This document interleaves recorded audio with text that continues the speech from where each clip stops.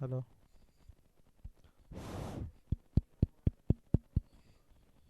Hello.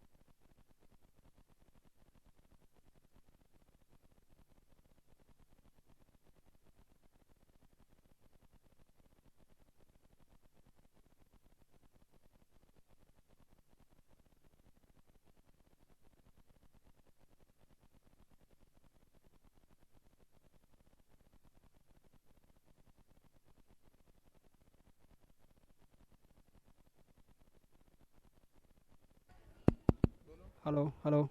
Hello. Hello. Hello hello mike testing hello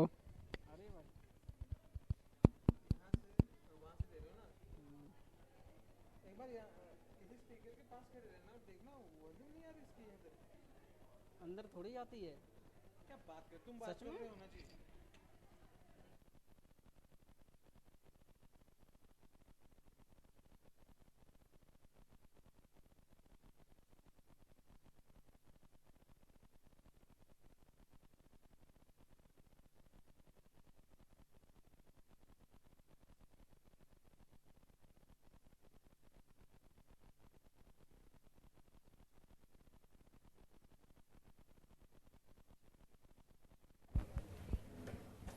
Hi friends, please close your eyes for a minute.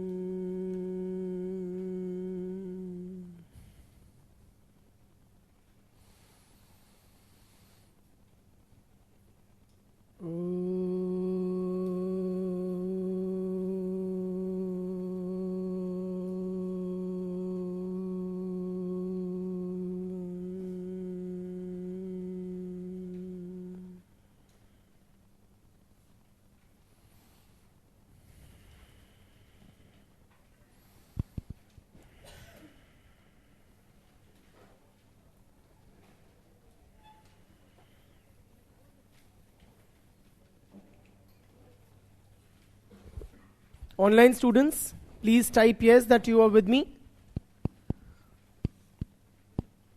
Please type yes. Yes. ठीक है. Pass the mic to Bitya. Bitya, tell me, we had discussed what all in the last lecture? EWS reservation. Into the mic, yes, and louder so that, see the mic, the online students can hear you, and you have to be loud enough so that the classroom students can hear you. EWS reservation. EWS reservation. Is she right? Yeah, criticism. Okay. National. And then Indian federalism. Indian federalism. So give me some arguments in favor of EWS reservation. In favor of. That constitution also talks about economic justice. Where? Economic justice preamble. It talks about economic Justice. justice. ठीक है, great. What else? And justice. And most of the party supported it. Very good. ठीक है, pass it on. Give me some arguments against EWS reservation or a criticism of EWS reservation.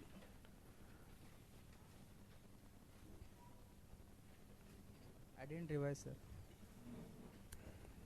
Not good ना. क्यों नहीं पढ़ रहे हम? Yes. हाँ हाँ. बताइए बेटा. Some arguments against or criticism of EWS reservation. Sir, the actual premises of reservation is defeated. The actual purpose of reservation is defeated. What is the actual purpose of reservation which stands defeated by this EWS reservation? Sir, basically the purpose of reservation is representation Of socially backward classes.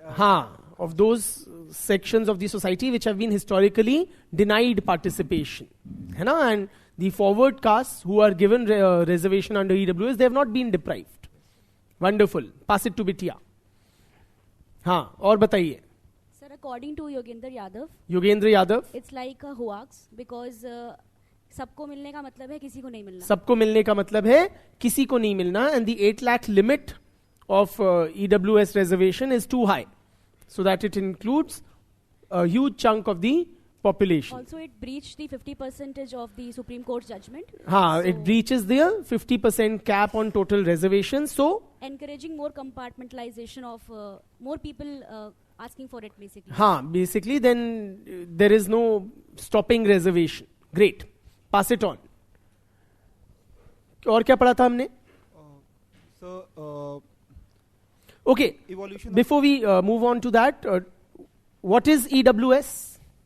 So it's a reservation for economically weaker section. What is the criteria for identifying EWS? 10% reservations in all sections. One second. Is the students, classroom students' voice audible to the online students? Please type yes. If it is, not like mandatorily. No. They're saying no. Hello. But they're also saying yes. What did you do? Hello.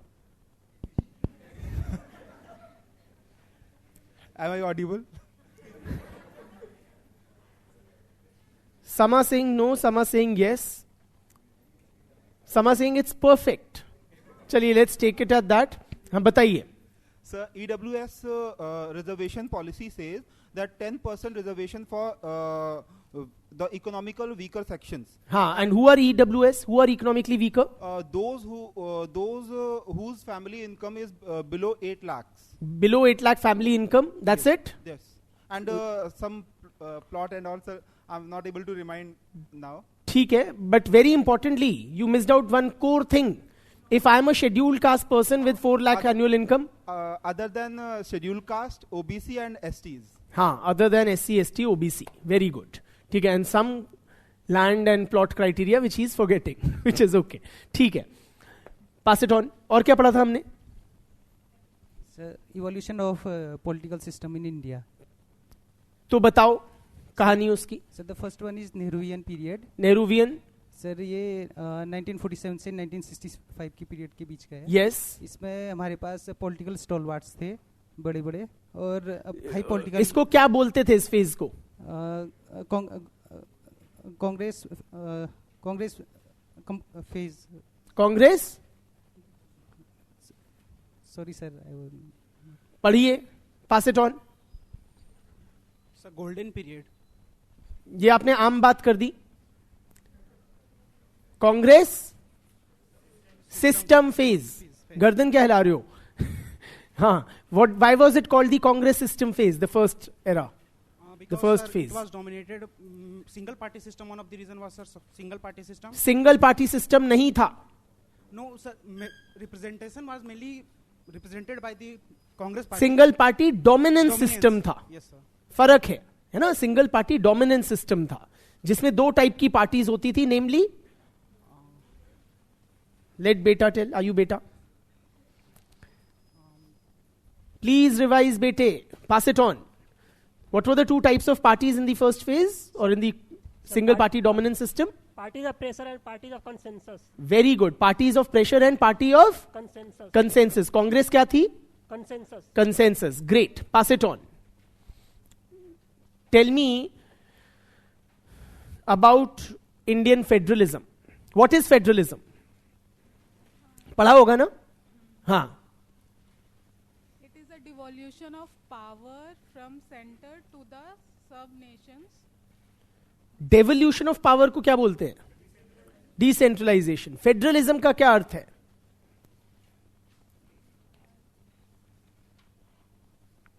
Take it from her and give it to somebody in some other part of the world. Yes? Speak in the mic. Not revised. Pass it on. यही था आपका दूसरा part of the world. हाँ. So federalism is like distribution of power. Distribution of powers between the central authority. Between the center and the other units, like state unit and the states. Wonderful. Pass it on. What is the nature of Indian federalism, Bitya? Sir, I haven't revised. Into the mic. I haven't revised. Sir. I have not revised. Pass it on. Quasi-federal. Quasi-federal. Meaning? Sir, it means that some things are related to only centers. and some things are related to states. Like for state, we have different budgets. Okay. We have different constitution amendments for state. ठीक है. And for center. For states के लिए different constitutional amendment है. For the federal aspects of the constitution, there's a more rigorous amendment procedure. All right. And for the center, single citizenship. Single citizenship. Pass it on. और थोड़े centralizing aspects बताइए हमारे constitution and polity के. Sir, I was absent that day. Oh. This is Lakshmikant. I haven't read that yet. Great. Pass it on then. हाँ. Tell me, which has been the golden period for Indian federalism? Bitya. Third phase. Into the mic. Third phase. Third phase and why? And into the mic.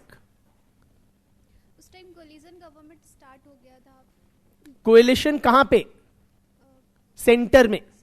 Centre में coalition start हो गया था and central या जो national parties थी they were dependent on states या regional party support to stay afloat to for the governments to stay in power.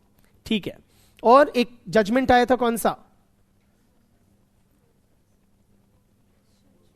Revise. Pass it on to brother. With judgement? SR Bommai case. Bommai judgment. What did it say? Federalism is basic structure of Indian Constitution. Okay, fine. Pass it on. Were you attending classes online? I have missed some. Missed some. So you won't be like connected with the last lecture? You have taken the last lecture. Which is your favorite political philosophy?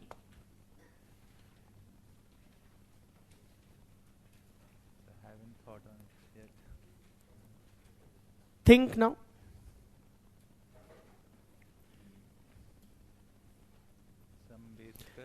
आपको ना in the interview also you can get such questions. And which will be your favorite? That which is not too extreme. Okay, so it should not be Marxist या ऐसे नहीं. Huh? And that which you are thoroughly acquainted with. So you can articulate well. वो होगी आपकी favorite. Huh? Doesn't matter if it is Nehruvian या Gandhian या है ना? Pass it on. हाँ बेटे. Sir, my favorite is Nehruvian. Nehruvian, very clever. What is it? Sir, it focuses on the state. Unlike Gandhi, it says that state. So what is his vision of the state? What is Nehru's vision or his understanding of the role of the state in the society? State will play a central role. State will play a central role. Central role. क्या किस चीज में? In planning, development and all things. In planning, development, etc. Yes. ठीक है. All right. Pass it on. Your favorite political philosophy. It's not over here, sir. Okay, never mind. You can still elaborate, even if it's not amongst the ones discussed. Mahatma Gandhi. Gandhi. हाँ. क्या कहते थे पापू? He was basically an anarchist. Anarchist. Didn't we discuss Gandhi's views? Then why are you saying it's not there? No, my favorite philosophy is not there. Just like. अच्छा, you don't have a favorite philosophy. Saying मैं बना रहा हूँ. हाँ, बनाइए. Mahatma Gandhi, he was an anarchist. He didn't believe in a centralized state because state has the potential for violence. And yes, very good, very well articulated. State has the potential for violence. So he was against state and he was for Gram Swaraj. Gram Swaraj. For the ground-based government, like a self-government model. हाँ, बिल्कुल. Decentralization at the village level, grassroots level. Yeah. And what were Gandhi's views on democracy? Was he against democratic polity? He was for the democratic, but the state, if state is there, then it should be in the democratic. It should be democratic. Great. Thank you. चलिए. So from democracy, let us move on to demography.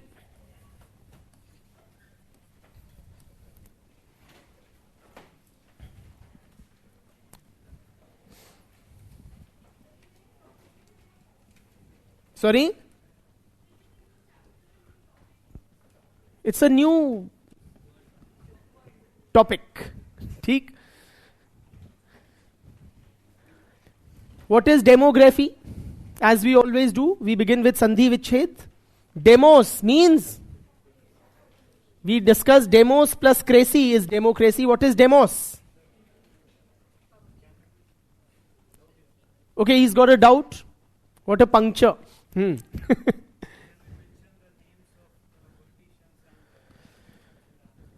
Okay, legit doubt. Can we mention names of political leaders and institutions like RSS, etc., while writing answers? So as far as leaders go, yes, you can. You can very very freely use dead leaders' names. Okay? But respectfully, it should not be like it. Huh? So Nehru, Gandhi, use them freely. Even Indira Gandhi, freely you can use. In general, one can avoid living politicians' names. Okay? You may somewhere mention, say, the Prime Minister, but then respectfully. Okay? According to or Prime Minister Modi in his Independence Day speech said so and so. Something like that. And it should be in it should not be in disparaging terms. Any references should not be in disparaging terms. Also, any such references should not reflect your own political orientation. It should not give away your political inclination. We are all political creatures after all. So you will be either pro-Modi, anti-Modi or whatever. But that should not get reflected in your answers. Can you criticize political leaders, say Nehru or a Modi? Yes, you can. But then don't own it up. Don't make it your view. Say according to Christophe Jefferlot, so and so. Yeah, according to T.N. Madan, Nehruvian secularism mein ye thi. And don't make it too much person specific. It's not so much about the person as it is about his ideas or his philosophy. Okay? So instead of Nehru, preferably criticize Nehruvian secularism, ya Nehruvian socialism, ya Nehruvian developmental model. Instead of Modi, criticize the Hindutva ideology. Okay? That would be far preferable. So I hope, is that sufficiently addressed? Institutions like? Okay, so institutions, say for example, Congress you can and do mention by name. Because our political evolution is interwoven with the development of the Congress party. So all scholarly literature also by name mentions the Congress party. Okay, so it is clearly this thing. Instead of mentioning RSS per se, you talk about Hindutva ideology, yeah, right-wing politics, those kind of phrases. That will be preferable. और कोई बात? चलिए, अब चलते हैं from democracy to demography. Demos, as we said, refers to the people. Like its democracy is rule of the people. है ना? Graphy means what? That we have known from geography, biography, autobiography. Graphy is what? Study of. So demography is what? Study of the people. A study of the population. So another word for demography is population studies. ठीक? Population studies.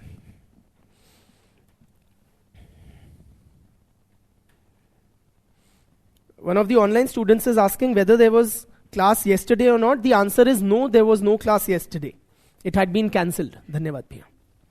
Yesterday's class had been cancelled.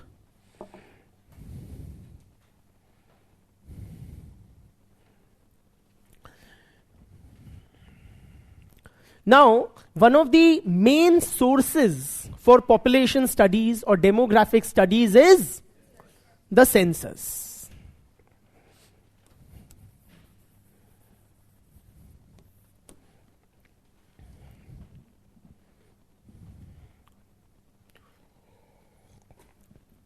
What is the census? What do you mean by census? Like we say, come back to your senses. No. What is census? Survey All India survey. Good. People are counted. Loads of information is collected. It's not just a head count of the population. Though the Hindi term Jan Ganana suggests it is a head count, but it is far more than just that. It collects a huge wealth of information regarding various characteristics of the population. For example, it collects information regarding people's sex. So you'll get an idea about the sex ratio. It collects age information, date of birth and age of each person. So you will get the age structure of the population. कि कितने देश में बूढ़े हैं, कितने बच्चे हैं, कितने जवान. It collects information regarding marital status. It collects information regarding, languages spoken, the mother tongue also and any other languages if spoken. It collects information regarding religion. So you will have idea about the religious composition of the society. It collects information about disability. So you will have an idea how many people are, say, hearing impaired or this or that. It collects information regarding whether you are SC or ST. So you will have an idea about their share in the population. It collects information about occupation, educational background. What is, the highest level of education you have acquired? What kind of occupation you are in, which industry or segment of the economy one is working in, whether you have any work experience, how many years in a day do you work? So much information. It collects information regarding people's fertility behavior. How many children do you have? How many children you've birthed in the past year? And so on and so forth. It collects information regarding people's housing. So how many people live in a given household? Who is the head of the household? So you will have an idea, for example, how many female-headed households are there. Are you with me? You will have information regarding whether the houses have tiled roof or they are kacha houses or pakka houses. Whether they have latrine in the compound, within the household. Do they have tap water connection? So many things. What kind of fuel they are using? What kind of amenities they have? Do they have a TV, a fridge, AC or whatever? What kind of vehicle do they have? So point is friends, it's not just a head count, it generates a wealth of data regarding various aspects of people's lives. It's a very, very comprehensive survey of the population.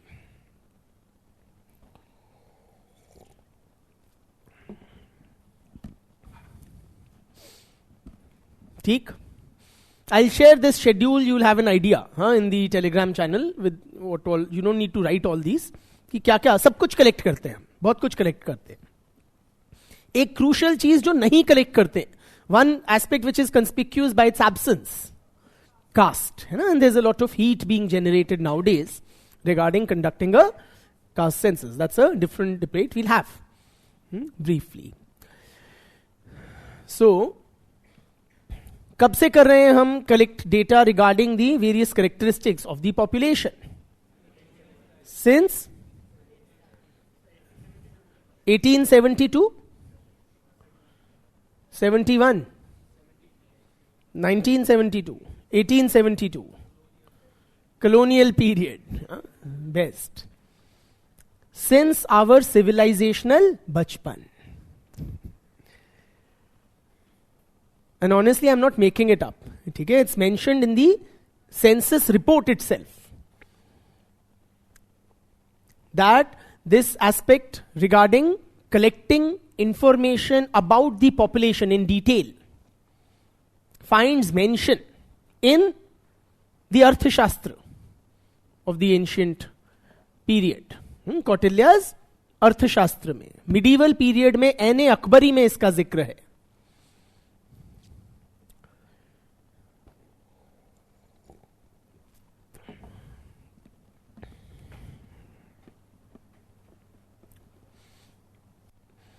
And of course, the modern day census exercise that we are conducting, that we conduct nowadays can be traced to the colonial period. The first modern census was conducted during 1865 to 1872.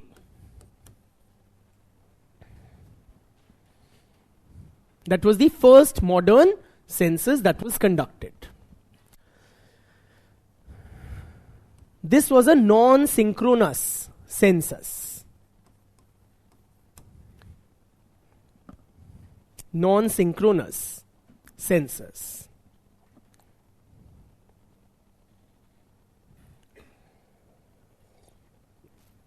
The next census was conducted in 1881, which was a synchronous census.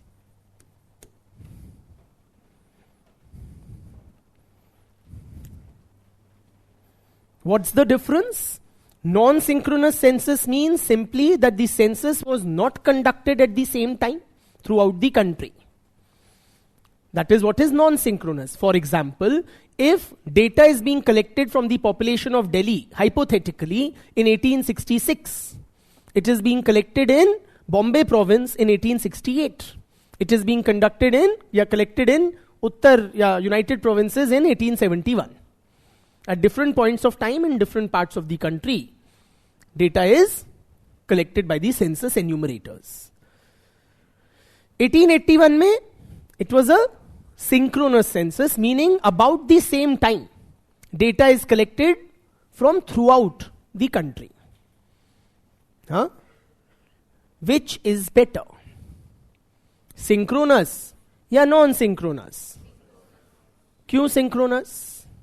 मैं तो कहता हूं non-synchronous. If you let me, साफ बात है, you can make do with fewer resources. वही 50-100 लोग रखे, वो 66 में दिल्ली में किया, फिर 68 में यूपी पहुंच गए, 70 में तमिलनाडु पहुंच गए. Double counting, triple counting, yes, absolutely. That is the major flaw. Say if I am in Delhi in 1866, I am counted in Delhi's population. Then 1868, I am in UP, so I'll be counted there. Then 1870, I'll be in Tamil Nadu, I'll be counted there. एक का 3 हो गया, ठीक है? So, in contrast, the synchronous census, which was conducted in 1881, it is like a snapshot of the total population at a given point of time. Right? So since 1881, we have been conducting synchronous censuses decennially. Decennially matlab every decade, every 10 years. 1881, फिर 1891, फिर 1901, 1911, so on and so forth, till 2011. फिर मोदी जी ने कह दिया नहीं, ठीक है?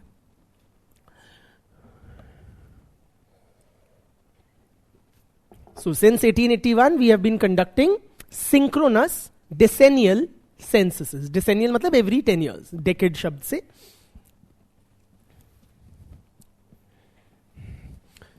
So when we say snapshot at one time, it is during 2 to 3 weeks in February. Okay, that the data is collected by census enumerators throughout the country.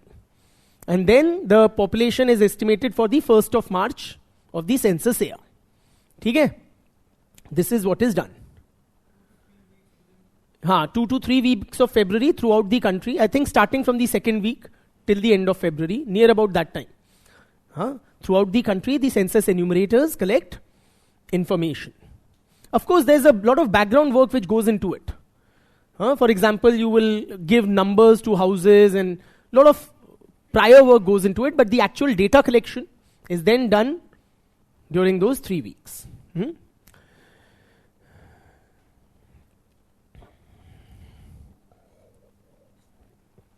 लिखो.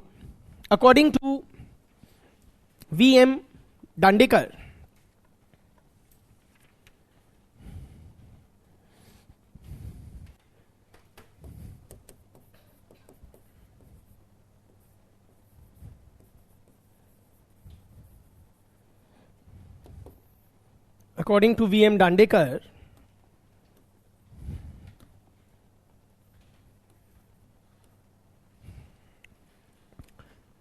the census of the population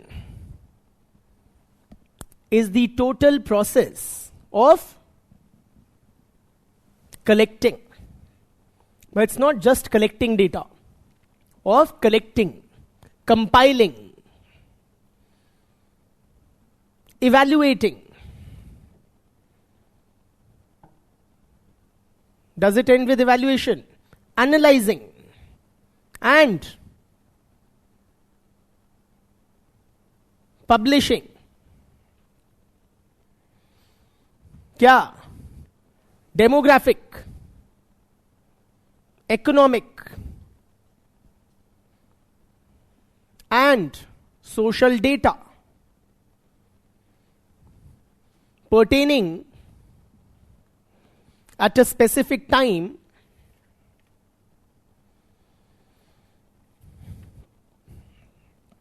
to all the persons in the country.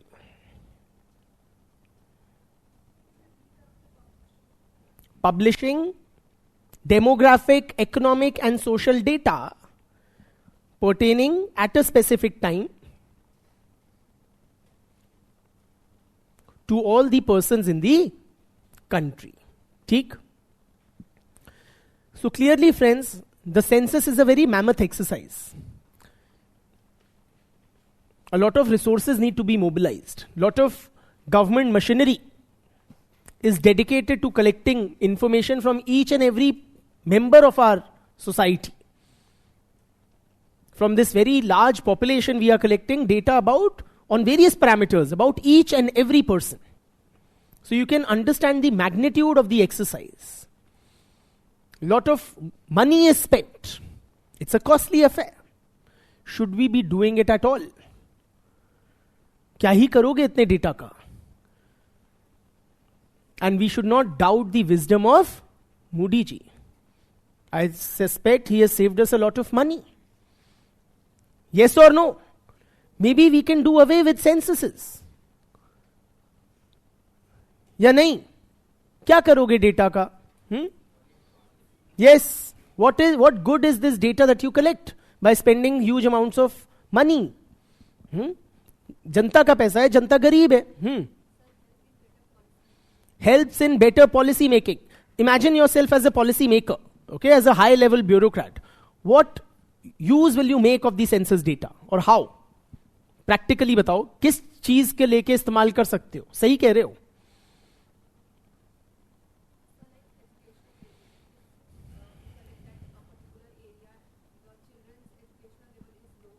Okay, so we may get to know from the census data that in a particular district, that certain districts, they have very low literacy rates.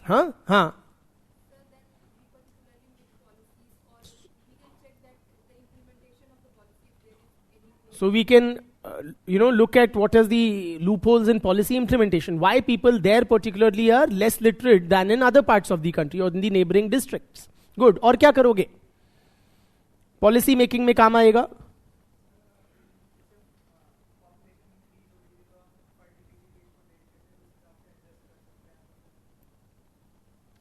Fertility rate, again policy making कर सकते हैं regarding fertility rate, literacy rate.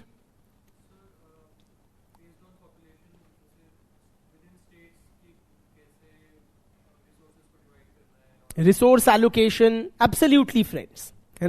So a more scientific, data-based resource allocation, policy making, policy evaluation, all of this becomes possible.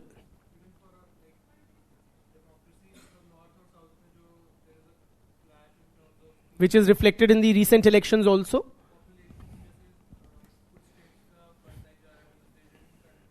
The UP Bihar people, they go on breeding, while the southern states have to be penalized. They are paying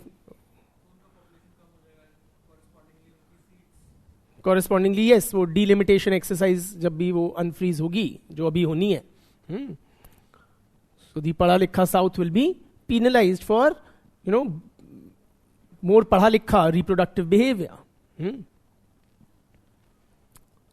So yes, census data is very crucial in policy making, policy evaluation, funds allocation. Targeted policies can be made. For example, based on census data, you can find out how are Muslims faring vis-a-vis the total population. भैया Muslims का literacy rate इतना है compare to Hindus and Jains and Sikhs. तो हम मुस्लिम children की education के लिए कर सकते हैं कि शेड्यूल्ड कास्ट का इंसिडेंस ऑफ पॉवर्टी हायर है by X percentage compare to the total population. So targeted policy interventions can be made. या certain communities though rich they have, या certain regions, though rich, they have very poor child sex ratio. So वहां पे gender sensitisation करने की आवश्यकता है, कर सकते हैं.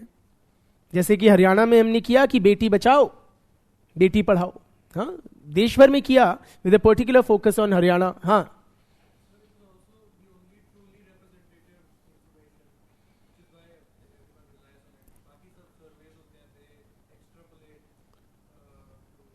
so you're saying it's like given the, because it covers the whole of the population. So of course that data is of immense use, and not just that, not just for policymakers and government, but also for social scientists of all use. It is used by sociologists, anthropologists, economists, geographers.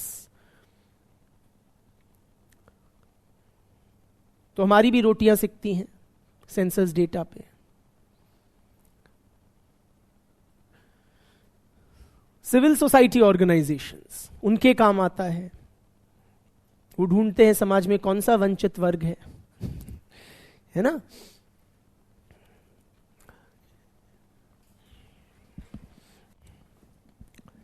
To give you a sense of the financial dimension of the census exercise, globally, the average cost of gathering data, census data, is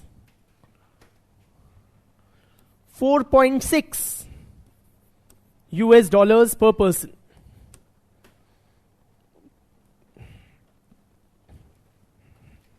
That's the global average cost of 4.6. In case the point is not too visible, let me make it visible. 4.6 US dollars. एक बंदे की information collect करने के लिए दुनिया भर में इतना पैसा खर्च होता है. In rupee terms that's how much converted? 300-400 रुपया एक बंदे का डेटा कलेक्ट करने में. Make a wild guess what would be India's cost of data collection through census using this as a benchmark. इससे कम, ज्यादा, इतना ही, और कितना कम, ज्यादा, या yes 7.2 because we are inefficient and corrupt. So due to leakages, why this mathematically like 7.2? Just like that. Huh? Any other guesses? कितना कम, क्या कम? $1.5. डॉलर्स में बात करते हैं. $1.5. और बताइए. यस, $3 मैं पीपीपी में नहीं घुस रहा, फॉर गॉड सेक. हाँ, आई एम वेरी कमजोर in that. It is in India the cost of data collection is 0.5 US dollars per person. In other words, friends, our data collection, our census operations are very cost effective. A fraction of the global average cost. तो पैसा खर्च होता है, but efficiently. The 2021 census, if at all it is conducted. Now appreciate, friends, the census has been till 2011 conducted without fail, irrespective of which government was in power, irrespective of whether it was colonial rule ya independent India, irrespective of, for example, in 1971 we were besieged with the Bangladesh issue, an influx of large number of migrants from Bangladesh, followed by a war with Pakistan. 1941 के time में world war चल रहा था, तब भी census हुआ था. I'm just trying to highlight the importance of the exercise.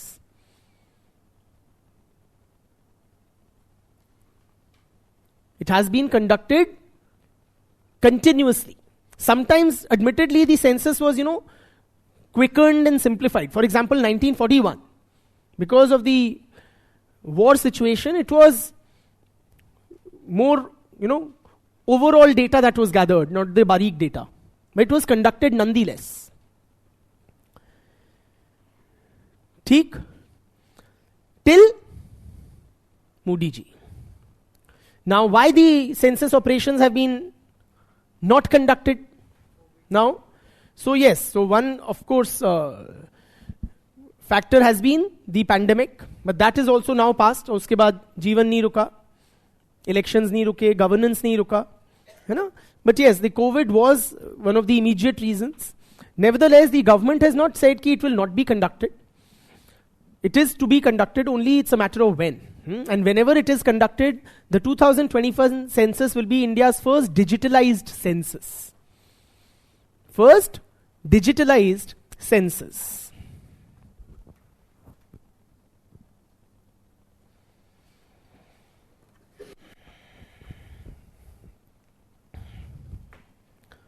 Should we be engaging in these population studies? क्या हमारे लिए पॉपुलेशन इंपॉर्टेंट है?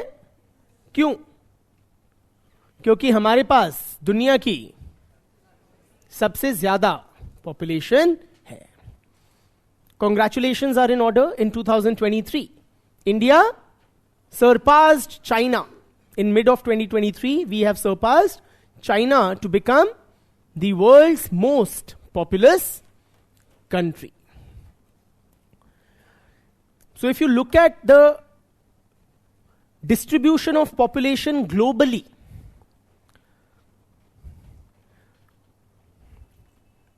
where do people live in the world?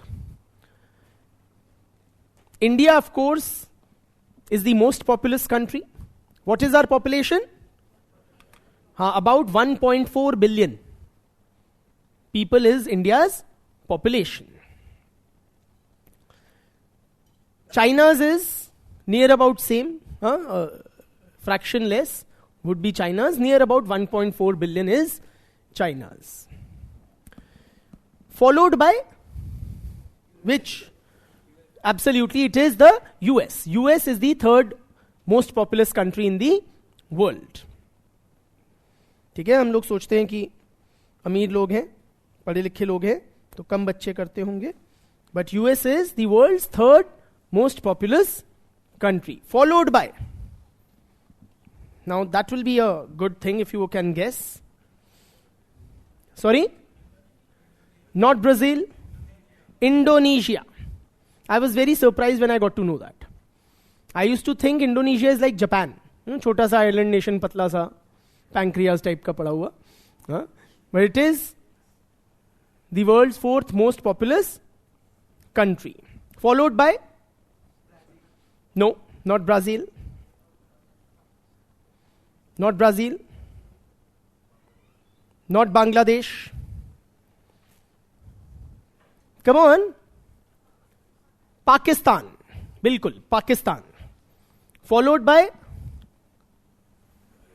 Not Bangladesh. Not Brazil. Not Mexico. Good, these are all good guesses but incorrect. Nigeria, very good. Nigeria. Followed by Brazil, then Bangladesh.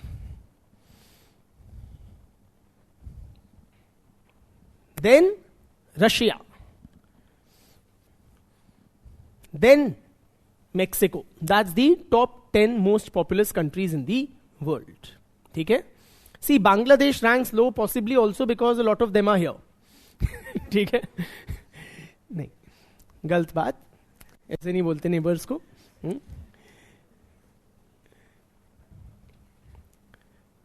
Now, not only are we the most populous, but the gap between India and China on the one hand and the rest of the world on the other is quite stark in numbers terms. For example, India's population, which equals about China's, or slightly ahead China's, is more than the total population of the next 5 most populous countries in the world combined. China को छोड़ दो तो India's population is equal to the population of USA plus Indonesia plus Pakistan plus Nigeria plus कौन सा है अगला, Brazil. समझ रहे हैं आप? वी अकाउंट फॉर अबाउट 17.5 रफली % ऑफ द वर्ल्ड्स पॉपुलेशन. दुनिया की टोटल पॉपुलेशन है about 8 billion, out of which around 17.5%, 16-17% are in India. So, India and China together account for 1/3 of the world's population. Yeah, India alone is home to 1/6 of the world's population. ठीक? Not only are we too many, we are also very jam-packed. हमारी सिर्फ population numbers high नहीं है, population density भी ठीक ठाक है. To give you a sense, amongst the 10 most populous countries in the world जो आपने नाम लिखे, which is the most dense? Not India, Bangladesh. Bangladesh is the most densely populated in the amongst the 10 most populous countries of the world, followed by India. ठीक?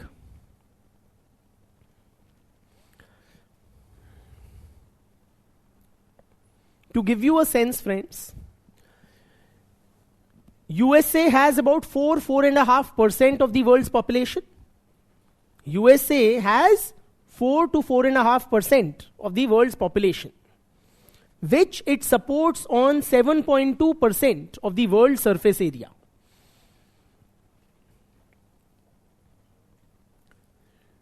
USA has 4 to 4.5% of the world's population on 7.5% of the world's surface area. India, on the other hand, has 17.5% of the world's population on only 2.4% of the world's surface area.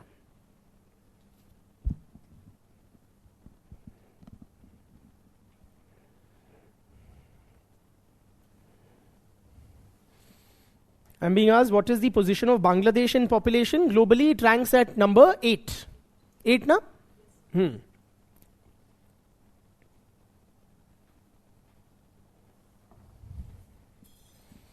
ठीक?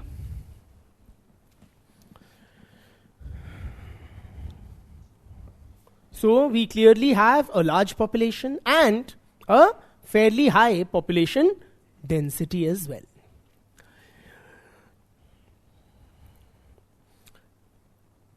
However, friends, please appreciate, when we say we have a large population, it does not capture the regional diversities in India.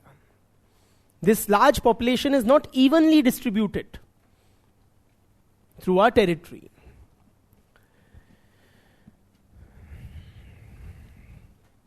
I'm now going to give you a sense of the regional distribution of India's population.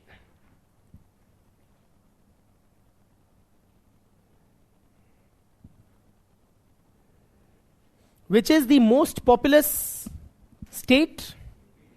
It is Uttar Pradesh. UP is the most populous state and it houses about 16.5% of India's population. Followed by Maharashtra. Good. Maharashtra. It has 9.2%. Followed by, come on, Punjab. What kind of a guess is this? Bihar. Bilkul. 8.6%. Followed by West Bengal. Very good. 7.5%.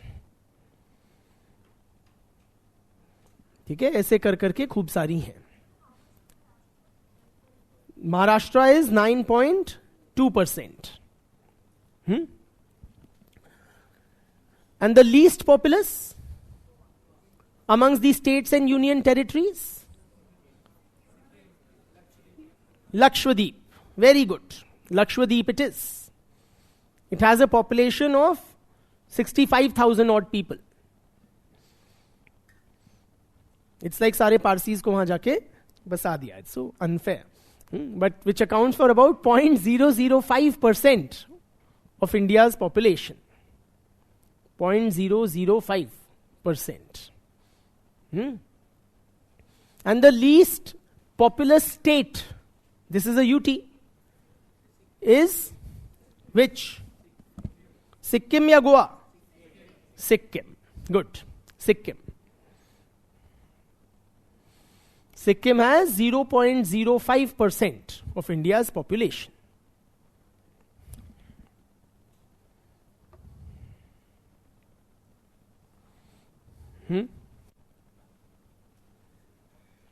Sorry? 0.05% of India's population is in Sikkim. Did I say 0.5? 0.05 only. So ये है हमारी population distribution.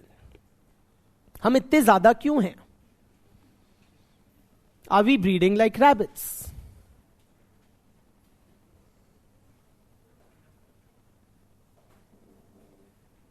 India में population की तादाद इतनी क्यों है? Is it that Indians are, more than other people interested in sex?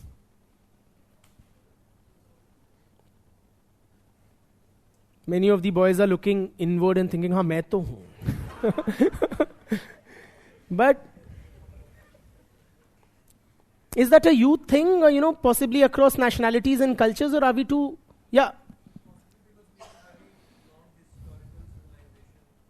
So,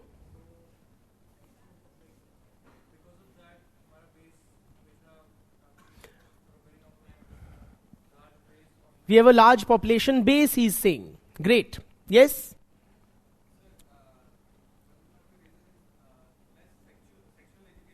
Less sex education makes us more sex obsessed, you're saying. है ना?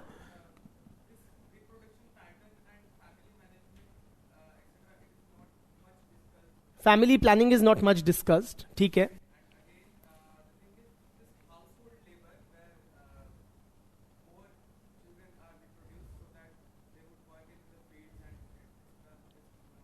So agrarian economy kind of results in a higher fertility rate. Because of poor healthcare facilities. Great. What I am trying to identify, friends, is do we have a very high population growth rate? The answer to that is no, we don't. Despite having the world's largest population, please appreciate our population growth rate is moderate. It's not too high. As per the last census, यानी 2011 census, India का population growth है 1.64% per annum. That is the annual population growth rate, 1.64%, which is not too high. Now, high and low, these are comparative terms. So if you compare it with other societies or other countries, it is very realistically, very legitimately, it can be classified as moderate. About 100 odd countries, to give you a sense, have a population growth rate higher than ours. So it's not that we are breeding particularly like rabbits, or at a higher rate than other countries. The reason that we have a large or the largest population in the world is, as he very rightly pointed out, because our population has always been large. This land has been very fertile, literally and figuratively. In other words, it has supported a very large population. So we have always had a large population base. So even if there is moderate population growth, you end up having the largest or one of the largest populations in the world. Bluntly, हम इसलिए इतने सारे हैं क्योंकि हम हमेशा से बहुत सारे रहे हैं.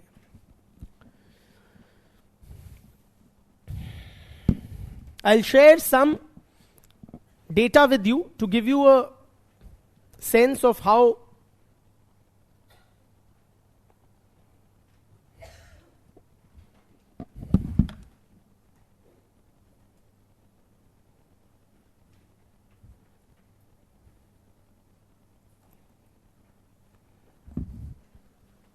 this.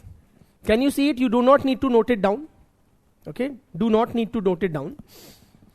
This table shows India's population. This is the census year 1901, 11, 21, 31. This is the total size of the population. Here it is 23 crore 83 lakhs 96,327. That's the total population for every census year. Okay? This is the change in the population. So in 1901 it was 23 crore 83 lakhs. Then over the next decade, between 1901 and 1911, 1 crore 36 lakh 97,063 persons were added. Total population became this plus this, 23.83 crores and 1.3 crores, 25.2 crores. Are you with me? This column is the decadal population growth rate. Between 1901 to 1911, the population increased by 5.75%. This is the annual population growth rate. So in a year, 0.5% per annum, there was the population growth rate. This is what the table indicates. What I want you to do, not note it down, but glance through this table, look at it for a bit, and then give me some key takeaways. Okay? Some broad trends or things that you can identify. I hope it's visible enough. Sorry? Zoom in, 1 sec. I don't know, I don't think it can be done here. That is encouraging. But how do I do it? If I touch it, it will vanish. It's not happening. See it as it is. 1 sec, let everybody see, then we'll take comments.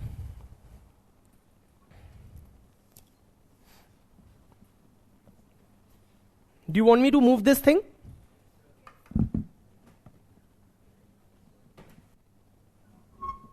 I can't. अगर गिरा then बस नहीं 4 column गायब. Let me see if I can.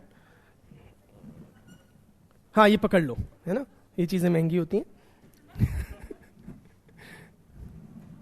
Is it better? चलो रख दो. हाँ बस, धन्यवाद. Now tell me. Sorry? हाँ कोई नहीं, we'll shift back. देख लिया? चलो आओ, we'll shift back. एक सेकंड. हाँ, so tell me, what are the key takeaways from this table? Yes? Brother. 1911 to 1921. Very good. So that is the only decade between 1911 to 1921 when we had a negative population growth, meaning the total population declined. Only decade when the population has declined in absolute terms. है ना, 1911 में 25 crore 20 lakhs थे, 1921 में 25 crore 13 lakh people थे. And why was this decline? It was the Spanish flu basically. The Spanish flu, which wiped out globally. It was a global pandemic almost 100 years before the present pandemic, which wiped out anywhere from 5 to 10% of the world's population. It also had an adverse bearing on India's total population. इसीलिए कहते हैं present वाला जो pandemic था, corona वाला, हल्के में छूट गए. ठीक है? That it was, much less in terms of the toll on human lives than the previous pandemic. हाँ, और क्या देखा? Brother?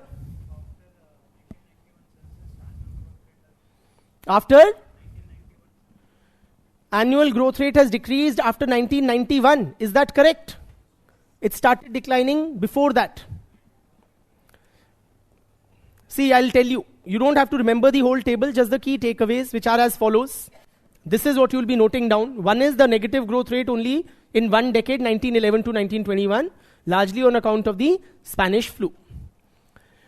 Secondly, and these are the key takeaways. In 1901, India's population was about 24 crores.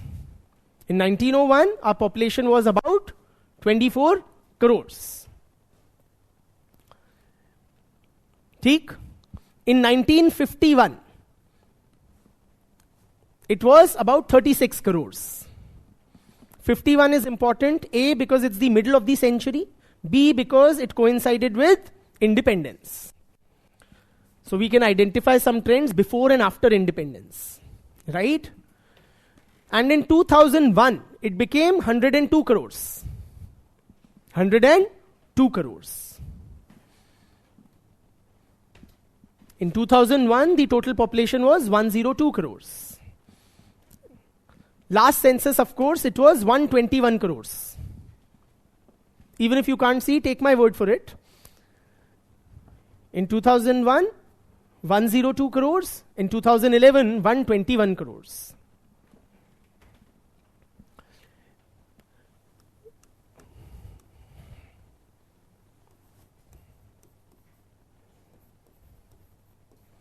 Meaning what, friends? In the first 50 years of the previous century, the population increased only by, 24 crores. You know?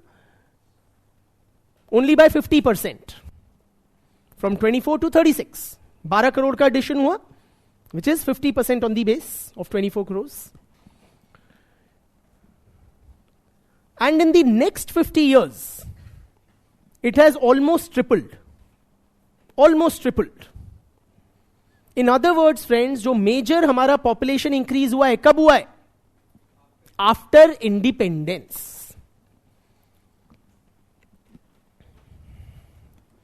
Same 50-year time slots हम लेके चल रहे हैं. First 50 years of the 20th century, when we were under colonial rule, it only increased from 24 to 36 crores. But in the next 50 years, from 36 to 102 crores. अगर same pace पे increase करता जितना पहले था तो हमारी कितनी पॉपुलेशन होती? 36 plus 18, which is 54. But instead it has become 102 crores by 2001. So the pace of population increased has population growth has greatly increased after independence. Clearly. Or you can look at it this way, till 1951 the annual population growth rate remained less than 1.33%. Before independence, the max it touched was 1.3%.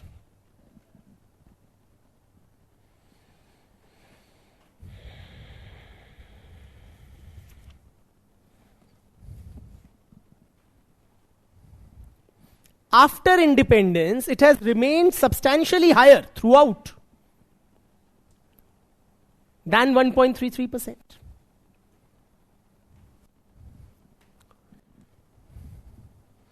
Simply हमारा जो population addition हुआ है major, वो हुआ है after independence. After independence, it has all been far higher than 1.3%. ठीक? The decades from 1951 till 1981 were particularly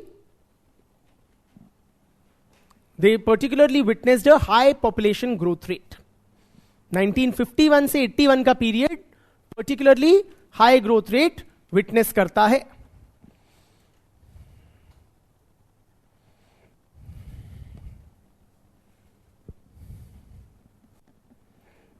1961 से 81 आप देखो 2.2 पे होवर कर रहा है from 1961 to 1981. These are the decades of population explosion. 1961 to 1981, these 2 decades particularly resulted in population explosion, with annual growth rate being 2.2% for 2 crucial decades.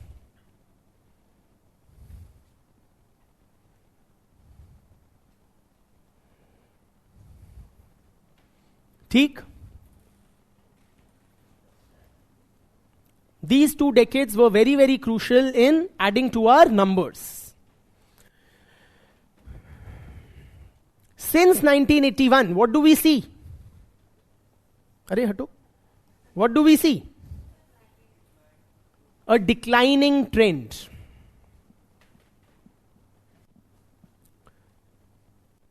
The population growth has declined from 2.2 to 2.14 to 1. ये लिखने की जरूरत नहीं, to 1.95 to the present or the last census one 1.6%. So there's a clear secular trend of decline in our population growth rate after 1981.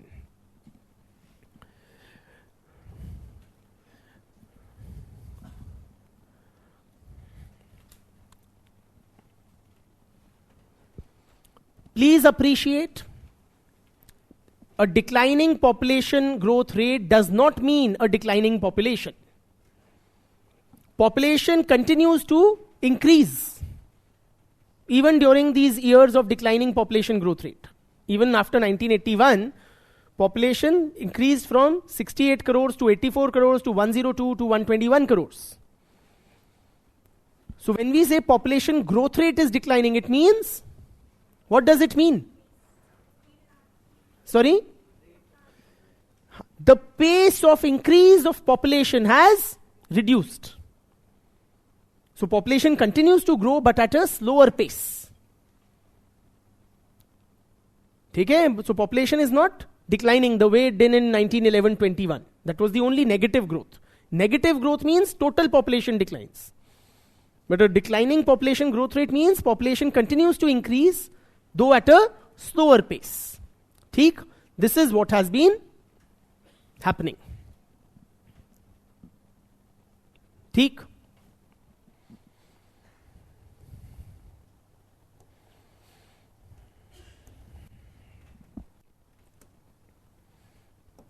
Why?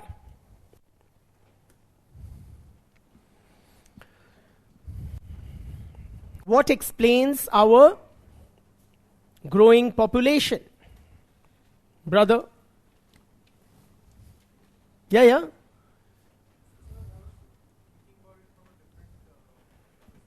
Which is?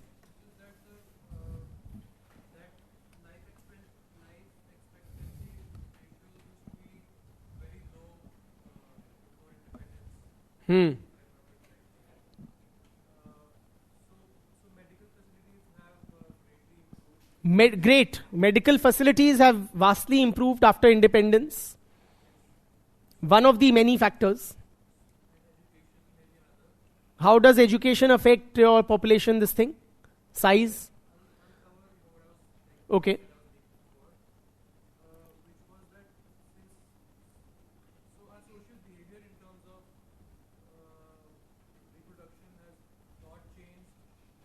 Has not changed.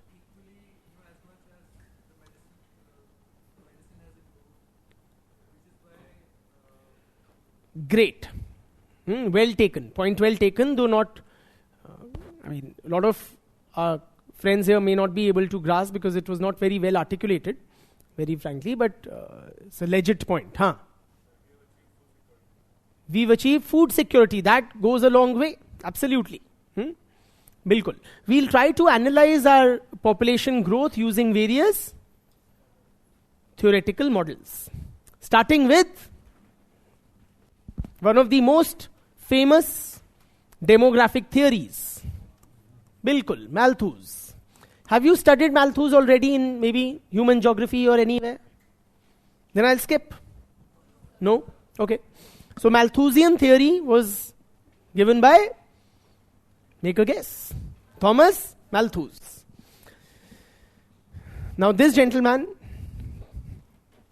he was like writing in the 18th, 19th centuries. That was his time period. That's when he was living and writing. And he also has an India connection, which is what? इनका India से क्या नाता? Administration में नहीं थे. Wonderful. He had taught in the college which was established to train civil servants in England. He was a teacher there. So, Malthusian theory, what he basically says is that human population grows at a faster rate than food availability या food supply. पहले सुन लो, फिर लिख लेना. What he says is that human population grows at a faster pace than the food supply available to support or sustain that population. Broadly, जो food supply है या food production जो है अर्थ का, that grows in arithmetic progression, while human population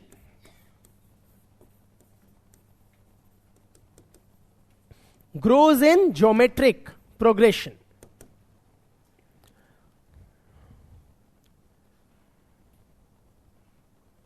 So, let us develop an arithmetic progression. Help me.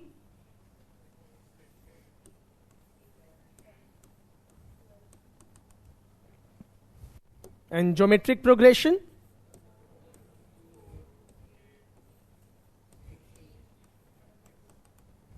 ठीक. In other words, say at this stage of social life, you have 2 units of population and 2 units of food, which is sufficient for that population. With passage of time, the population increases from 2 units to 4 units, and the food available also increases from 2 to 4 units. Again, it is able to support the population. Then the population increases to 8 units, while food supply only increases to 6 units. In other words, there is bound to be food shortage, या deficiency. There will be far more people than food available to sustain them. ठीक है? अब लिख लो कि according to Malthus, human population grows at a faster rate. Human population grows at a faster rate than food supply.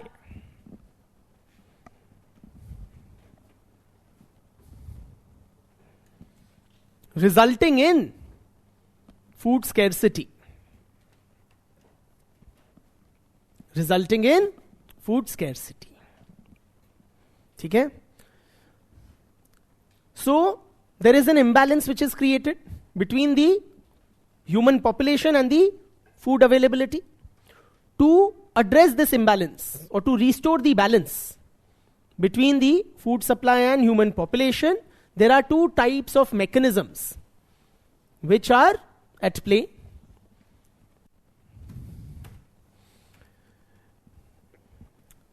See, basically, population growth rate is what? Birth rate minus death rate. Say in a society, if there are 100 people, 10 children are born, 8 persons die, net addition will be, or the population growth would be how much? 2. So growth rate is birth rate minus death rate. So if growth rate has to be reduced so that it can match the food availability. There are two ways it is possible. How do you reduce the growth rate? Either the birth rate has to be reduced or death rate has to be increased. Yes or no? दोनों से population growth rate reduce होगा. Those mechanisms which result in lowering of the birth rate, those mechanisms which result in lowering of the birth rate are called as preventive checks.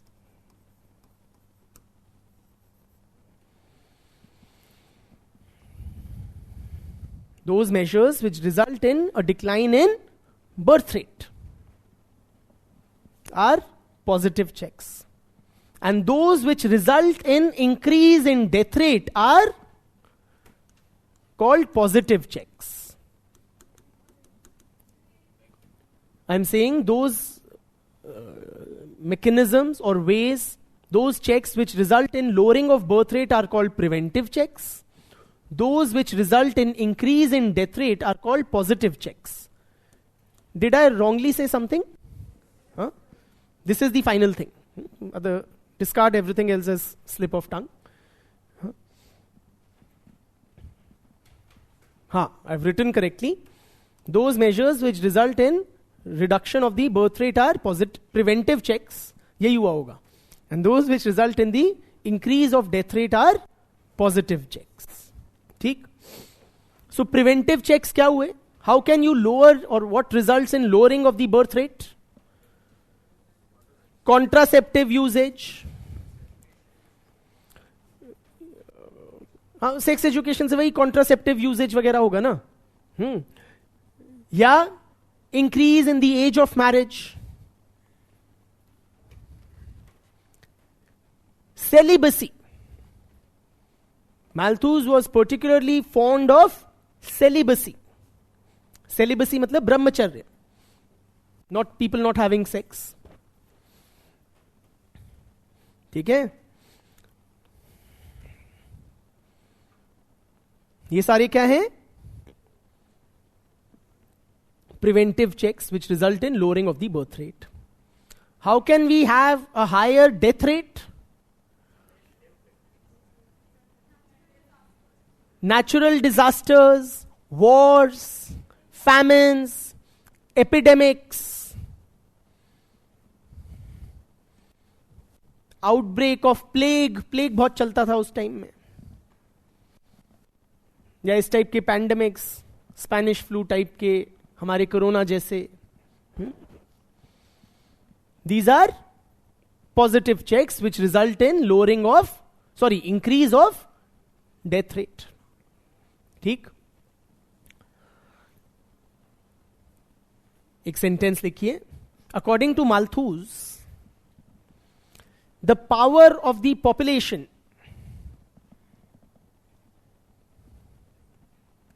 is so superior.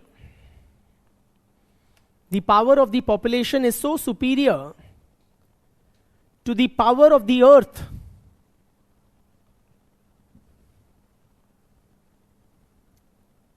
to produce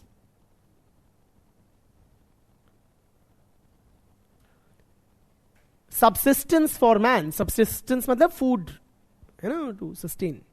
Subsistence for man, comma, that, I repeat, power of the population is so superior to the power of the earth to produce subsistence for man, comma, that premature death must, in some form or the other, visit the human race.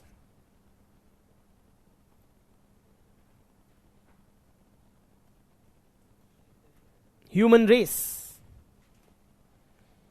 In other words, we are all doomed. A large segment of the population will be wiped out in one clean sweep by Mother Nature. Because human beings breed like rabbits, and earth cannot produce enough food to sustain this rapidly increasing human population.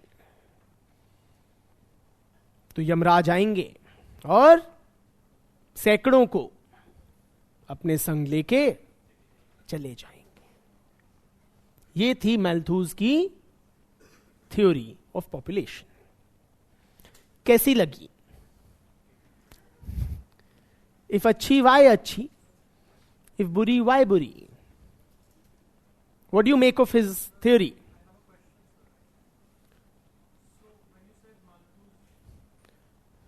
Let us take it later, perhaps, if you permit.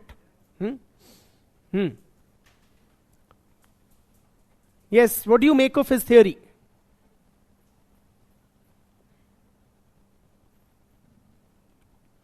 Brother?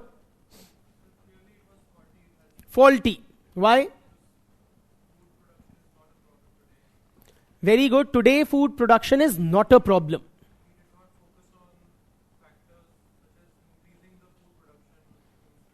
He does talk about it, but he envisages food production increasing very slowly compared to the growth of human population.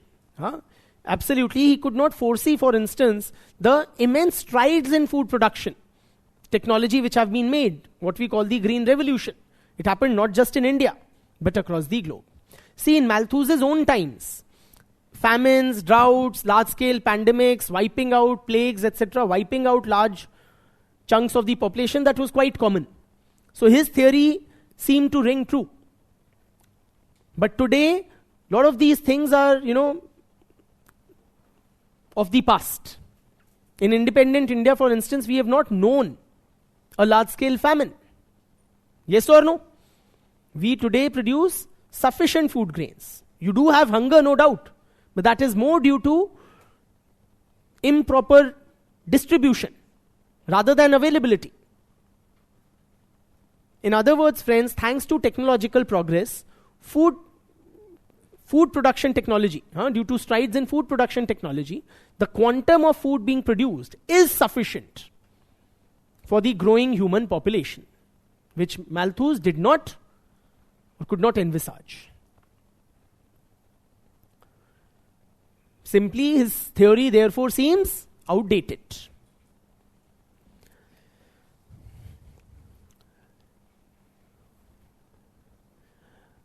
Malthus was also criticized in his own times, in his own lifetime.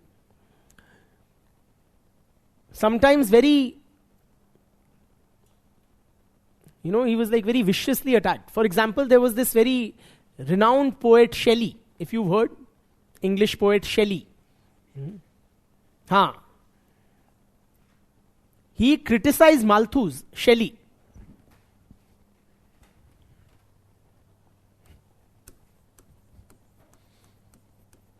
He was a romantic poet, romantic era poet.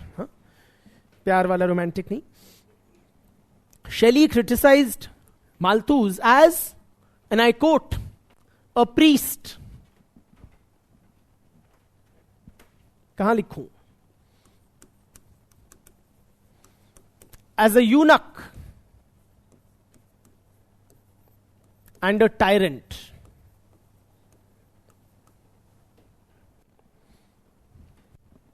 As a priest, a eunuch and a tyrant. क्या odd, remarkable mix बनाया है. तानाशाह हिजड़ा पादरी.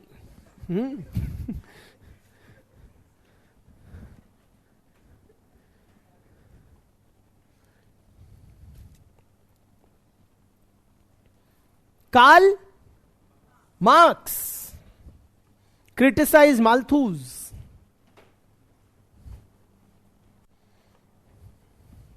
as, and I quote, the principal enemy of the people. As the principal enemy of the people. As, and I quote, a paid advocate of the bourgeois. अमीरों का दलाल है. Very caustic comments. Why? See, basically, the reason being that Malthusian prescription of celibacy, constraint, etc., were primarily or almost singularly directed at the poor, the working class population. He said, देखो food shortage तो होनी है, तो आप मत बच्चे पैदा करो, क्योंकि अगर फूड शॉर्टेज हुई तो कौन मरेगा? आप ही मरोगे. आप मतलब the गरीब्स.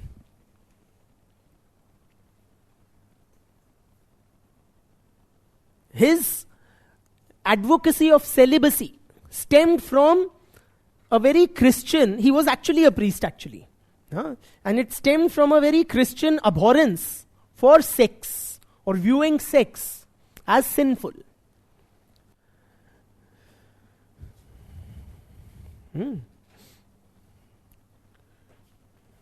So, khair, point is that Malthusian theory today is considered as largely outdated. It was anti-poor. What all these guys are saying, people like Shelley and this thing, it is, very tyrannical because you are trying that people's reproductive behavior be controlled, right?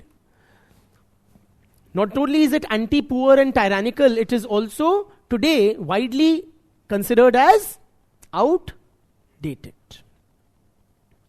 ठीक?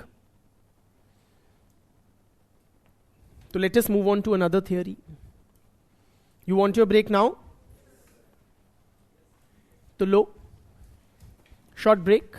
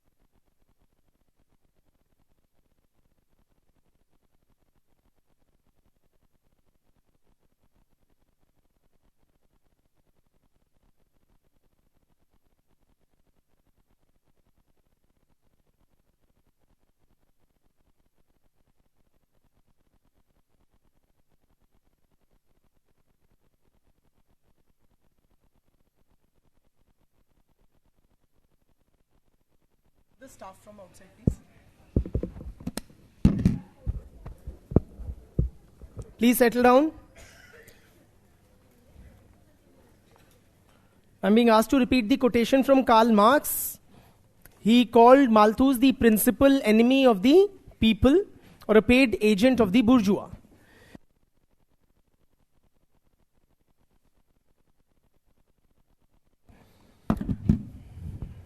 Chaliye, moving on. So this theory does seem outdated. Can we stop the crosstalk bit here? Please. So a far more acceptable theory in the present times is the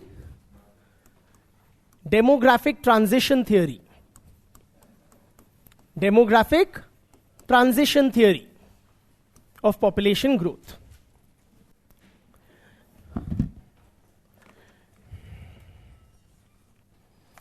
Now what this theory says, friends, see, another major defect of the Malthusian model is it considers that the two, population growth and food availability growth, what we can roughly call economic growth or food availability, they are as if independent of each other.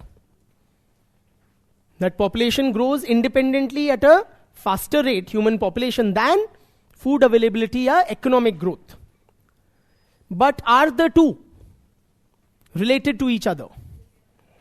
Is economic growth and population growth, do they have any bearing on each other? Yes or no? How? Very roughly, which society would have a higher population growth rate? A rich country or a poor country? Poorer countries will typically have a higher fertility rate. Within a country, which segment of the population will have a higher fertility rate? The rich or the poor? The poor. Richer people tend to produce fewer children than poorer people. So clearly, one's economic situation has a profound bearing on fertility behavior. And this aspect is well captured in the demographic transition theory. It captures how, as a society changes, technologically, economically, its demographic composition also changes. Population growth accordingly changes. Okay? As follows. So it identifies the following stages.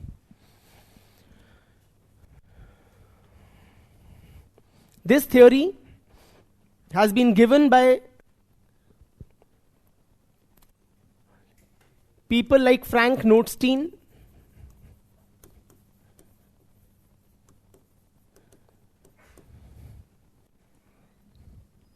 and Warren Thompson.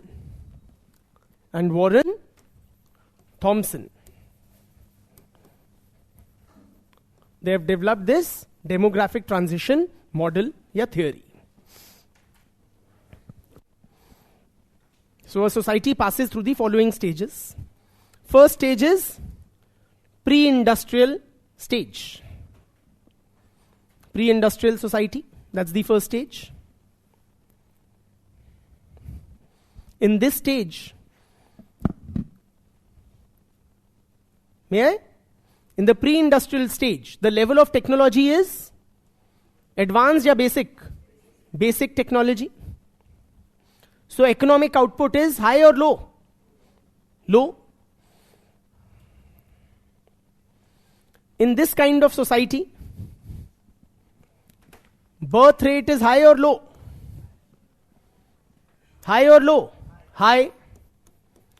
Death rate is high or low? High. So population growth rate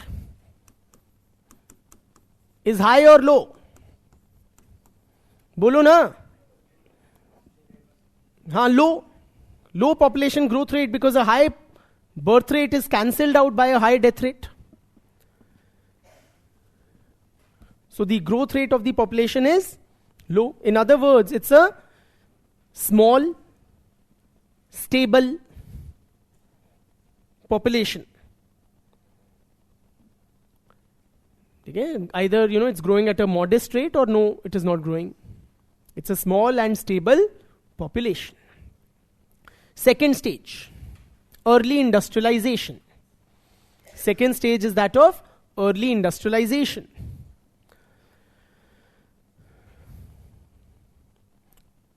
During this stage, what happens, friends, that the death rate declines significantly.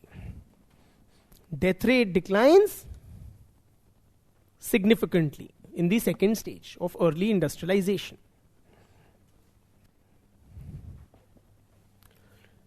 But the birth rate, what happens to the birth rate? It continues to remain high. The birth rate continues to remain high. Why? If the death rate has declined significantly, why not the birth rate? Bitya.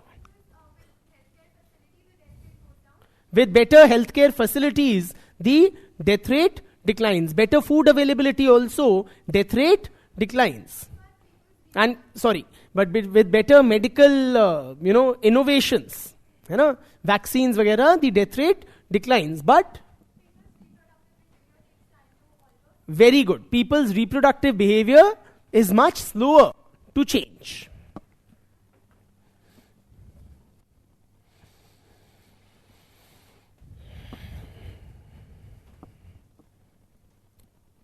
Bluntly, friends, people love to live longer. So if you give me a goli, that take this and you live 10 years extra, you live healthier, will I take it? Gladly.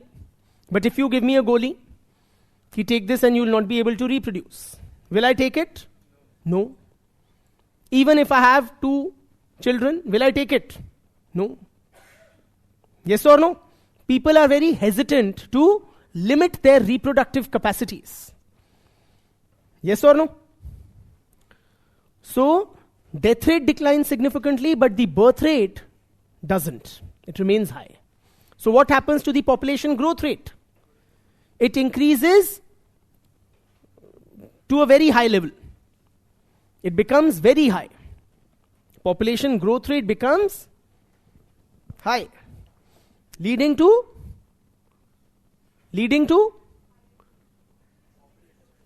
population explosion. This is the stage of population explosion.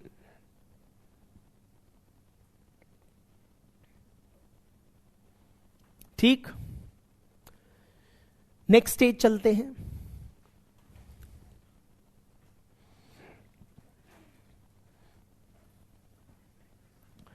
Next stage is, a later stage of industrialization. By this time, the birth rate also declines. In this stage, in the third stage, the birth rate also declines.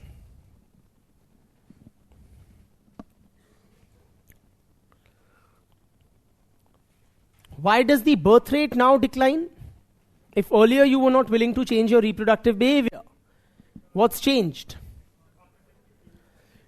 So there is wider adoption of contraceptive technology. People become more willing to adopt contraceptive technology. Or various factors. Contraceptive usage takes off. और बताइए. और reasons बताओ ना. Why does fertility rate decline or birth rate decline? Women's education. Absolutely. Or yes, increase in the age of marriage. लड़के लड़कियां UPSC की तैयारी करते हैं in large numbers. नहीं, due to various factors, this is in jest, but due to various factors, legislation वगैरह, people tend to get married at a later age. Or reduction in infant mortality rate.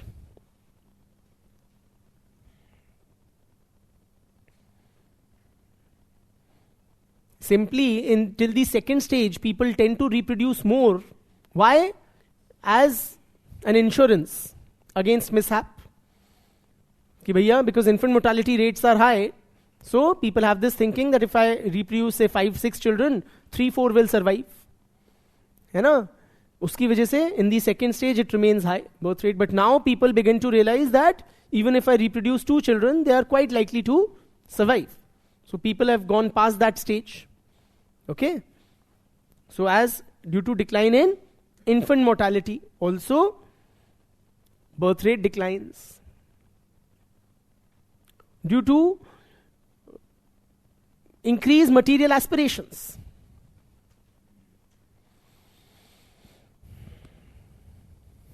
Simply now, see, till the second stage, people were viewing children as an asset. कि भैया 4 हाथ होंगे तो 2 कमा के लाएंगे. Now children begin to be seen as a financial burden. कि बच्चा कितना महंगा होता है. एक बच्चे को ठीक से परवरिश करने में, धन्यवाद भैया, कितना खर्चा हो जाता है. राइट? सो बेशक कम बच्चे करो, बट हर बच्चे को क्वालिटी एजुकेशन दो, क्वालिटी अपब्रिंगिंग दो, खर्चा करो उस पे.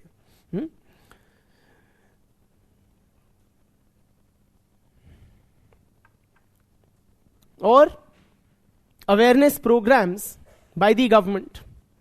भारत की सरकार ने 50 साल प्रोग्राम चलाया कि हम दो हमारे दो, हम दो हमारे दो. तो हमारे दिमाग में थोड़ा थोड़ा बैठ गया. ठीक?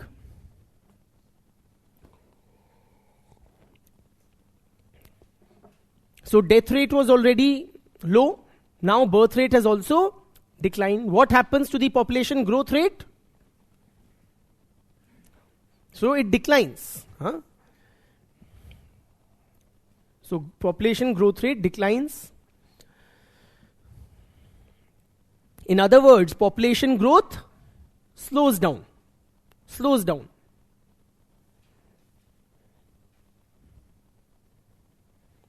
So what is the kind of population you have now? Not stable, it is gradually increasing. But it's a large population base. There's a large population base with a gradual rate of increase. Or a low rate of population increase. Finally, 4th stage.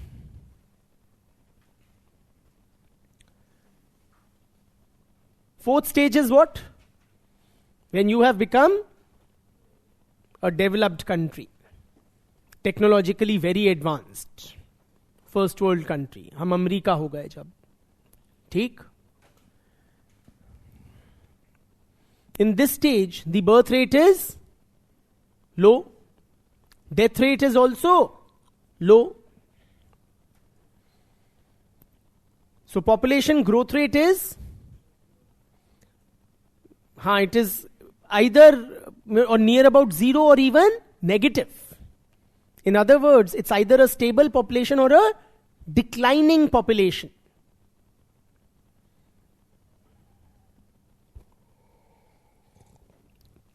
Stable or declining population. So you have a large, stable population with a high standard of living. This stage is very different from the first stage. In the first stage, you had a low population growth rate due to high birth rate and high death rate in pre-industrial stage. Now you have it in the last stage due to low birth rate and low death rate. In the first stage, people were poor. In this stage, the people are wealthy, or they enjoy a decent standard of living. ठीक? In the first stage, the total size of the population was small. In the last stage, it is large. है ना? तो ये है.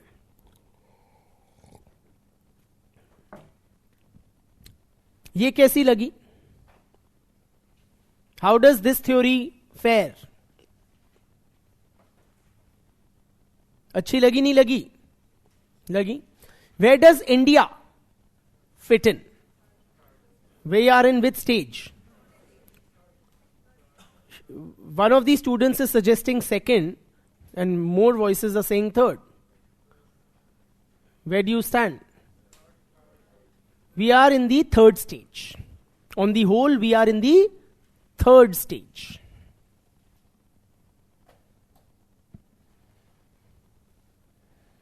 So we have a large population base and a moderate rate of population growth.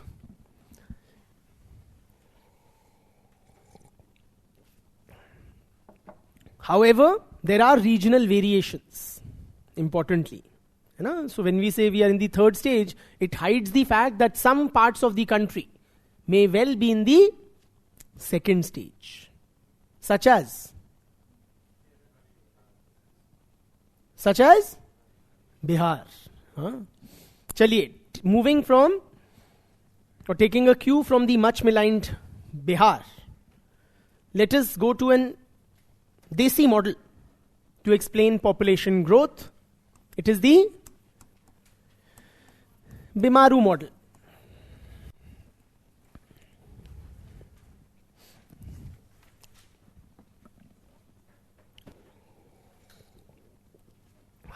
Bimaru is an acronym, friends, which stands for Bihar, Madhya Pradesh or Maharashtra? Madhya Pradesh, Rajasthan or Raipur? Rajasthan, of course, and Uttar Pradesh or Uttarakhand? Uttar Pradesh. Bihar, Madhya Pradesh, Rajasthan and Uttar Pradesh. This acronym was coined by Ashish? Sorry? Bose, very good. He was one of India's leading demographers, Ashish Bose. So he coined this acronym in the 1980s.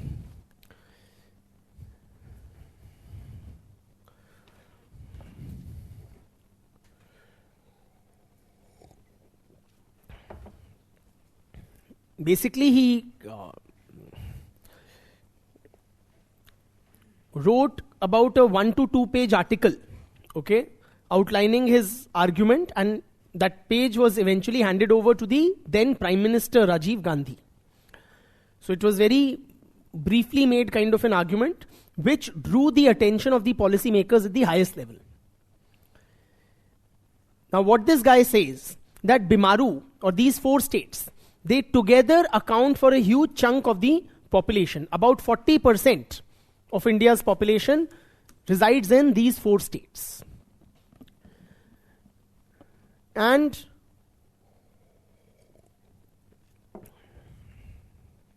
these 4 states lag significantly behind. They lag behind significantly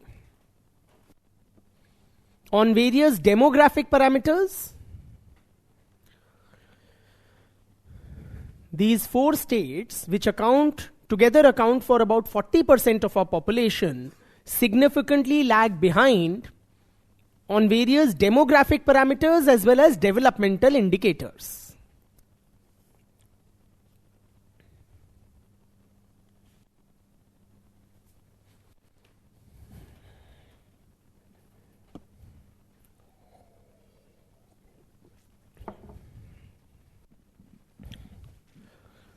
This is also a wordplay on the Hindi word Bimar, which means sick. So, Bose implied with this acronym that these are literally the 6 states of India.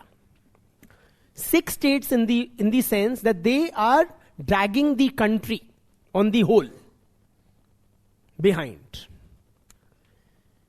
They are retarding economic growth and contributing to population explosion.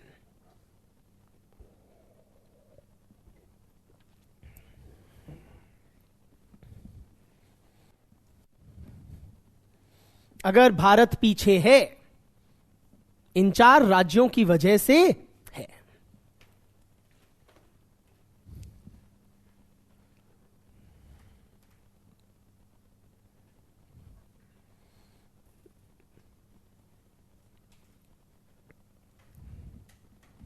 ठीक? And they are lagging behind who?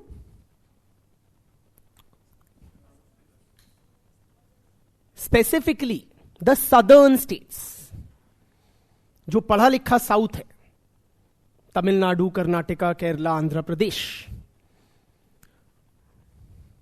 These 4 states, Bihar, MP, Rajasthan, UP, they are far behind the southern states on various demographic parameters as well as developmental indicators. For example, these states have a very high TFR, total fertility rate. बच्चे बहुत ज्यादा पैदा होते हैं यहां पे.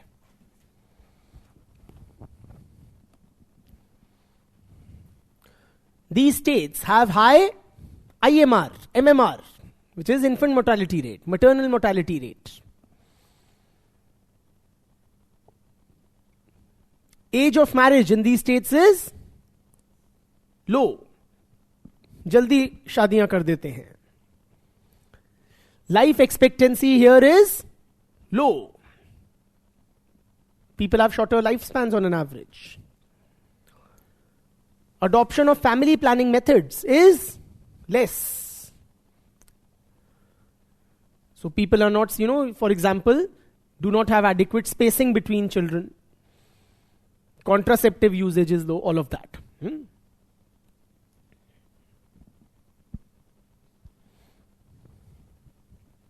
ठीक. Later on, some scholars suggested that Odisha also deserves to be here. So they expanded the acronym to BIMARU, O for Odisha. And together these 5 states then account for 45% of India's population. And again, the same story. But the original acronym is BIMARU without the O.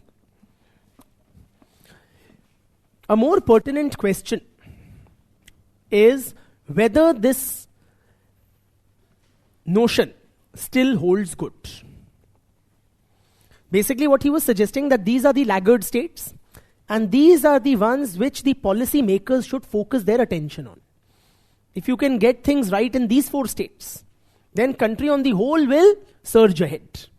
Because these are the states which are, kind of impediments to a brighter collective future.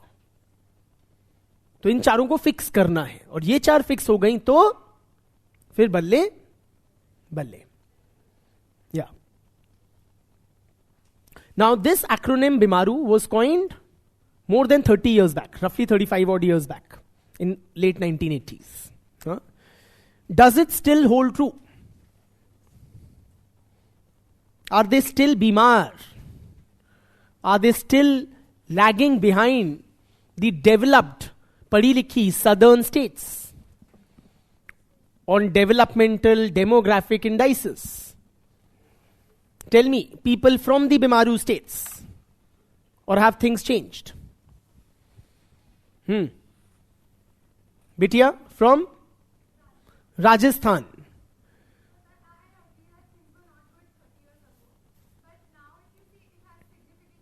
She is saying things in Rajasthan have significantly improved. It's far from BIMAR.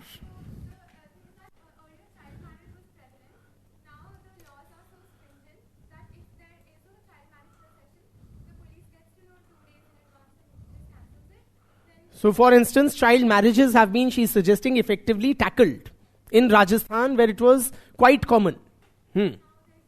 Now it's 0.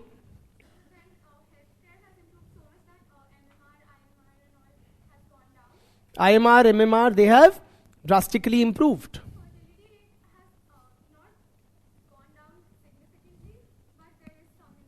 Some improvement in fertility rate as well.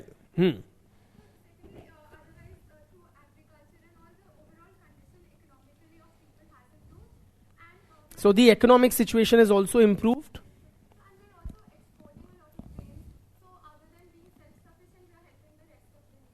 We are also helping. See, is that sense of regional pride, we are helping the nation, which is great. We are also helping the nation. Oh, okay. But then you did say it with a lot of sense of ownership, we care. Aur bataiye. So Rajasthan, she suggests, has significantly improved. Bihar के क्या हाल है? The much maligned Bihar, कैसी स्थिति है? क्या अभी भी बिहार बीमार है या बेहतर है? And therefore does not deserve to be termed बीमार. Brother, central assistance. So clearly they are in dire straits. You're suggesting that the top leadership of the state is asking for special packages or doles from the center. और बताइए, how's things in MP, in UP?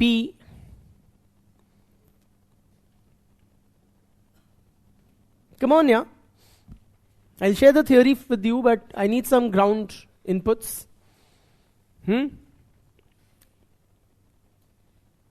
Is it any different? Are things today far better than they were 30, 35 years back in the previous generation? And to what extent? Chaliye. So, brother, in Odisha, sorry? Cities have developed. Rural areas are still very backward. No roads, nothing. Open defecation is there, even despite like Swachh Bharat. Have toilets been constructed there? The problem still remains. Though sanitation was not one of the parameters which Bose had used, but theek hai, that is a sign of or an indicator of development. Theek hai. So friends, Modi ji, in one of the speeches he made in Bihar before the assembly elections there a few years back, he made a comment that under BJP rule, Madhya Pradesh has been taken out of the Bimaru grouping. He said Madhya Pradesh is no more Bimar thanks to the able administration by BJP chief ministers. So you give us the reins of Bihar and we will transform its fortunes in a similar way. So clearly Modi ji, at the highest political level, he was pitching that Madhya Pradesh for sure is no more Bimar. Not just Madhya Pradesh. Or not just the BJP, even Dr. Manmohan Singh, as Prime Minister on the sidelines of one of the national summits, he had commented that perhaps this tag of Bimaru is unfair, since many of these states have witnessed significant levels of development. Not just that, economists and analysts have also pointed out that, for instance, Bihar, it has witnessed a very high rate of economic growth. It was one of the highest or the fastest growing states economically during one of the 5-year plans recently. Nitish Kumar, the chief minister, he was referred to as Sushasan Babu. The good governance guy. So there are a lot of voices which suggest that the Bimaru tag is now outdated. So a comparative study was once again conducted by Vinita Sharma to test whether this concept still applies. Vinita Sharma, she recalculated the same parameters that Ashish Bose had calculated more than 30 years back. And her findings were that on the whole, the Bimaru tag still applies. According to Sharma, in a recent study, the Bimaru tag still holds good.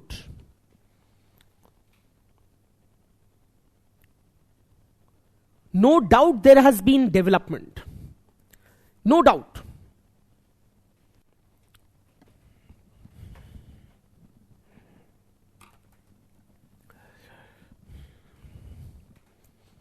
She says that UP, MP and Rajasthan,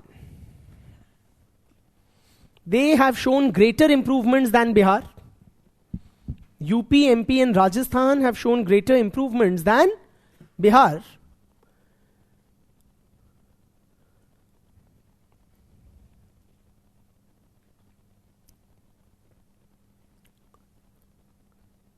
But none of these states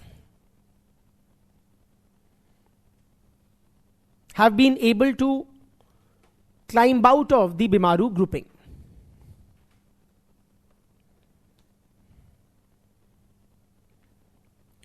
None of these states have been able to shed the Bimaru tag.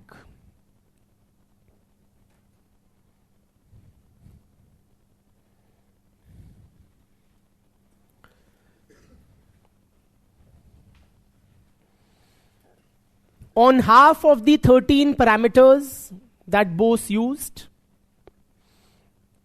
on half of the 13 indicators, 1, 3,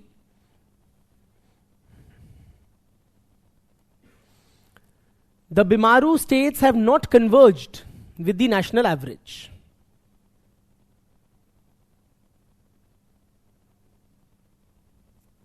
Bimaru states have not converged with the national average.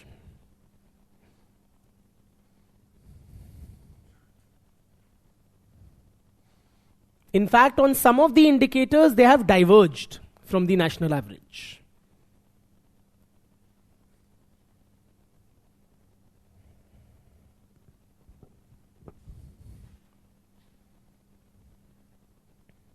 ठीक है?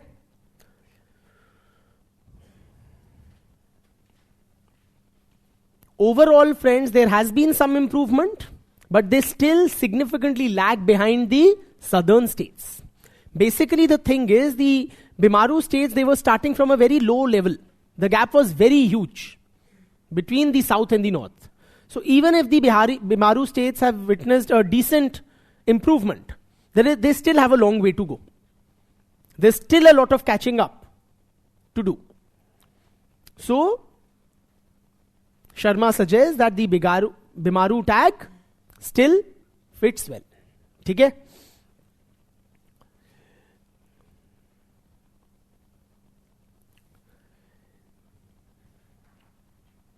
Can you just call the staff from the outside, please?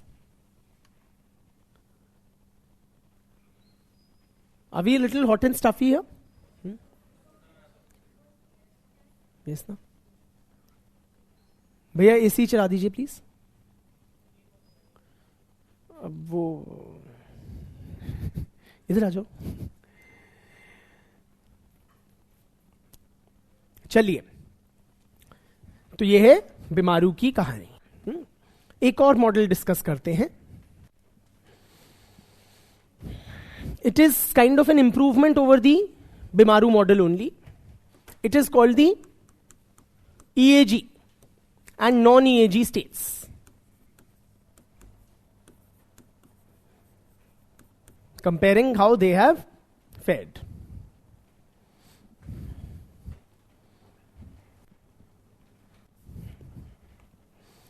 EAG states क्या होता है? Basically, Bimaru states took offense कि हमारी बेइज्जती कर रहे हैं. ठीक है? This term Bimaru that began to be used in official communication. And the Bimaru states, rightly so I would say, started feeling very insulted. ठीक है? How can you officially call us the 6 states of India? कि इतनी बेइज्जती नहीं चलेगी, नहीं चलेगी. So, the nomenclature was changed from Bimaru to EAG.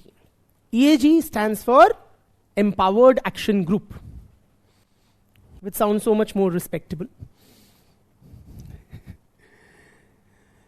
So there are 8 EAG states.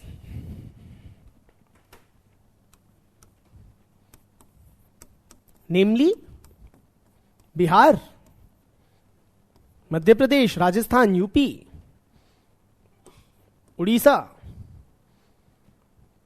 and इनके बच्चे, namely Jharkhand, Chhattisgarh, and Uttarakhand. These are the 8 EAG states. ठीक?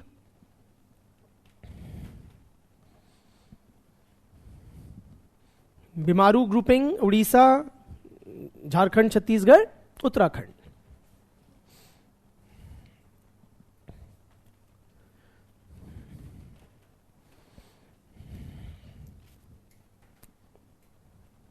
Now, how these states have fared or how they have differentially contributed to our population growth. The story is as follows.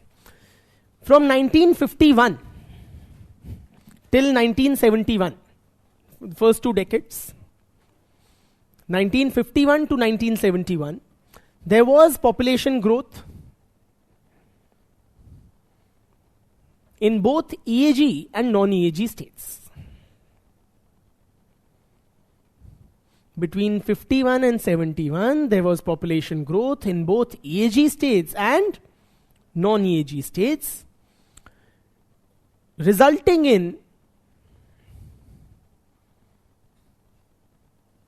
the population growth of the country as a whole.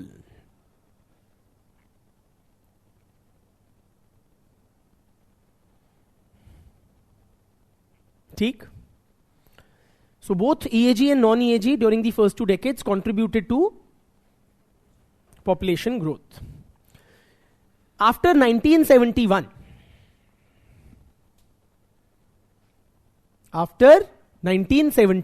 there was a fall in the fertility rate in the which states? Non-EAG states.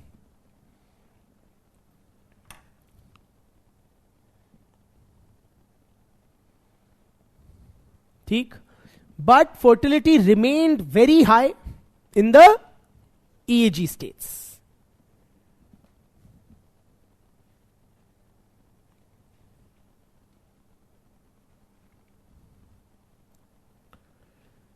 (1971 to 1991).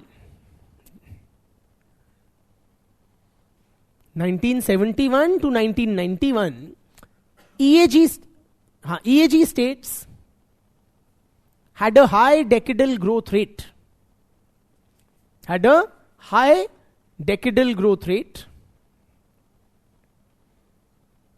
Of about 25%. ठीक है? 2001-2011, that is the last census decade that we have data for. For the first time, during this decade, 2001-11, for the first time, the population growth rate of the EAG states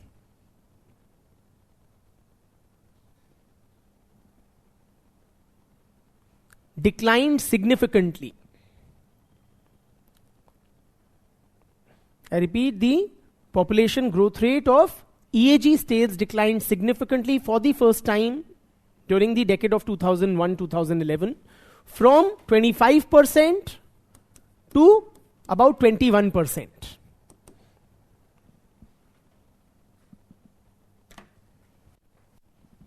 ठीक है? Combined with the continuing decline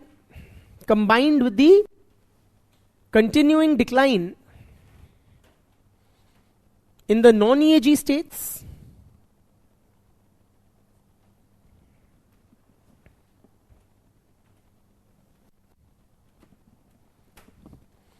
it led to a significant decline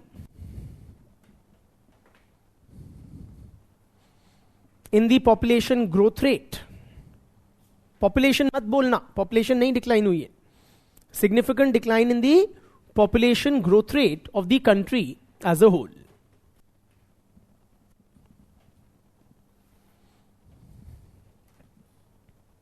ठीक? तो ये है हमारी EAG और non-EAG का contribution to population growth rate through the decades. In simpler terms, first 2 decades both contributed to population growth till 71. उसके बाद non-EAG fertility declined, but EAG fertility remained very high, particularly for 2 decades till 1991. Okay, at about 25% decadal growth rate. Then 2001-2011, EAG fertility has also witnessed a sharp decline from 25% decadal population growth rate to 21%. And the non-EAG, they continue to play a positive role. So that has had a significant this thing. ठीक? एक और model discuss करते हैं. Kingsley Davis and Gure. Judith? Huh? Judith Dipankar? Judith Blake.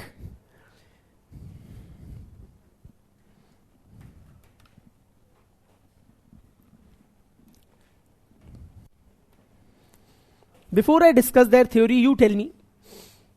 See, reproduction is a biological process. It happens across species. Just like a human male and female mate and reproduce, so do ants, elephants, all animals.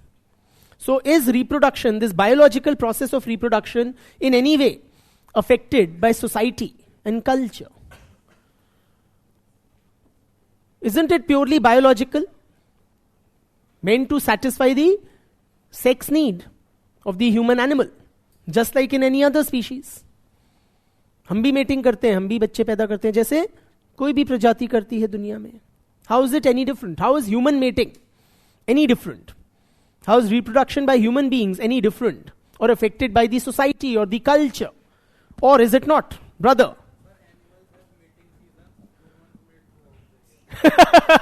Okay, animals have mating seasons while humans mate throughout the year.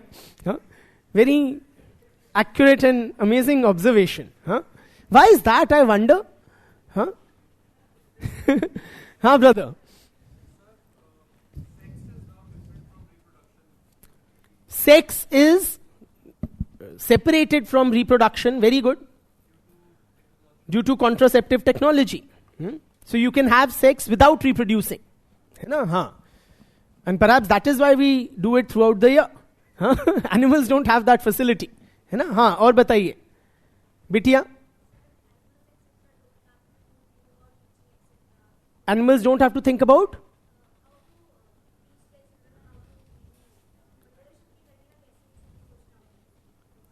वो भी तो परवरिश करते हैं. They also teach skills or impart skills. Say if I'm a lion, I would teach my children hunting or whatever. So they don't have to worry about money, like human beings do. So there's the economic factor, which only humans factor in. Religion affects, like Christianity looks down upon abortion. Bilkul. So religious beliefs affect reproductive behavior. So many things. The age at which people get married, that affects, and that is also determined or set by the society. That will affect the reproductive behavior. So point is, friends, very clearly, various socio-cultural aspects affect the biological process of reproduction. This is precisely what Davis and Blake argue. That the biological process of reproduction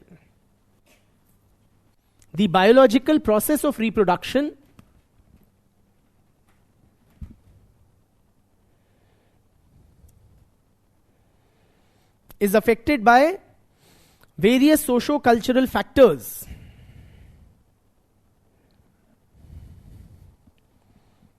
At every stage.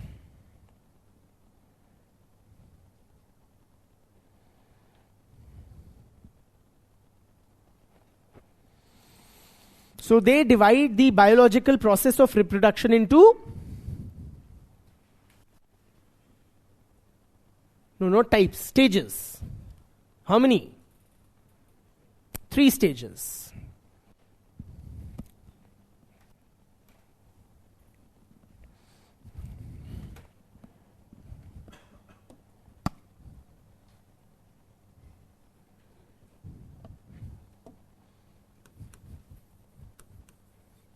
Three stages. The first stage is intercourse.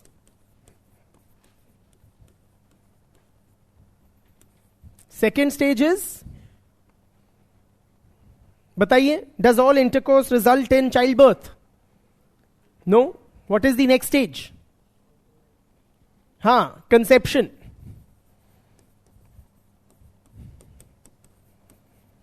And the third stage, does all conception result in childbirth? No. The third stage would be gestation and parturition.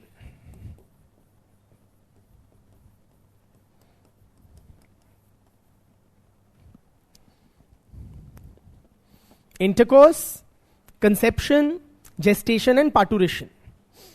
Intercourse meaning the man and woman mating.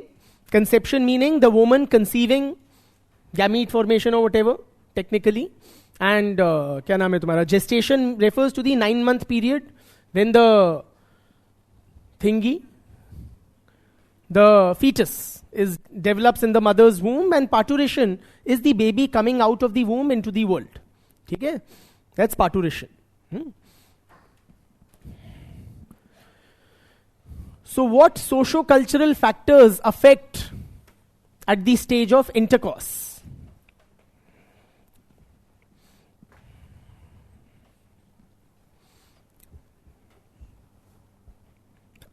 What aspects of our social lives, our culture affects, say, the incidence of intercourse in the society? Religious factors.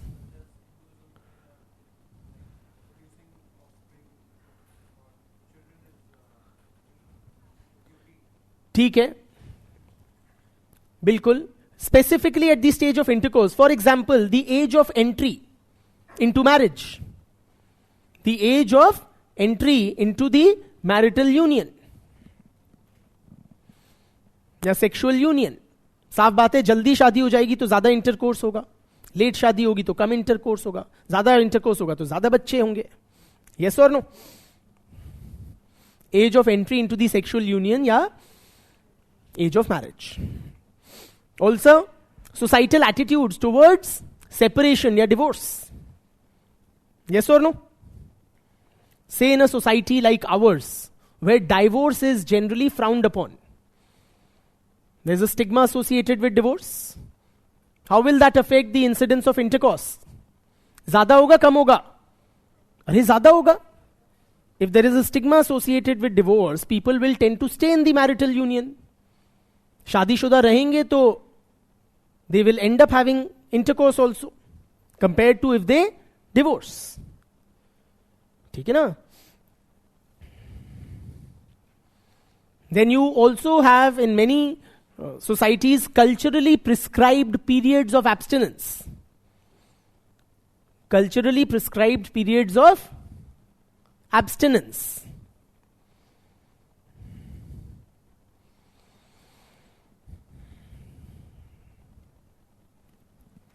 Culturally prescribed periods of abstinence, beta. Matlab, you are expected to abstain from sexual activity. Even if you are married, you are expected to not have sex with your spouse. Now, abstinence may be of two types: voluntary and non-voluntary.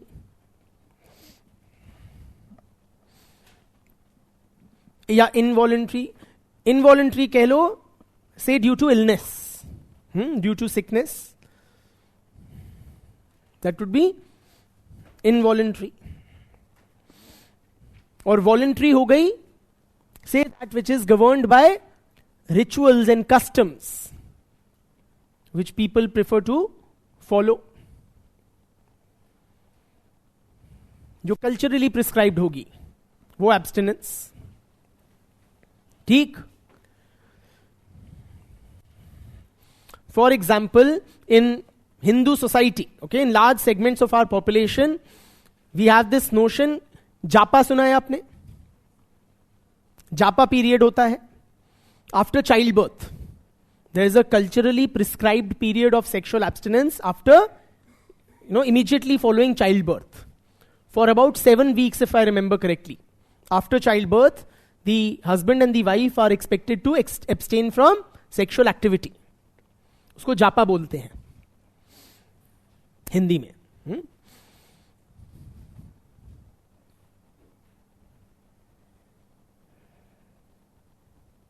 एक बड़ा गाना है which says कि लुगाई पड़ी मेरी जापे में, यौवन ना मेरा आपे में.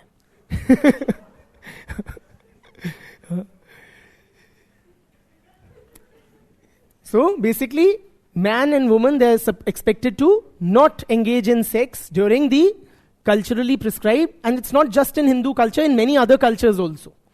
There is this, they would call it by another name, but effectively Japa period in several cultures. So that would tend to what? Increase or reduce the fertility? Decrease. Come sex होगा. ठीक है. इसी तरह से in the stage of conception, चलो sex जितना हो रहा है, इंटरकोर्स हो रहा है, उसमें से कंसेप्शन हो रहा है नहीं हो रहा. What socio-cultural factors will affect that?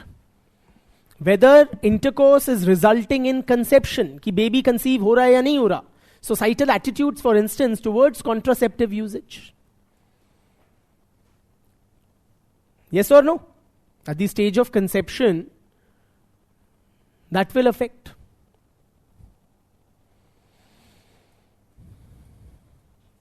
In many developed societies, the contraceptive usage is high. But in developing societies like ours, contraceptive usage is low. ठीक?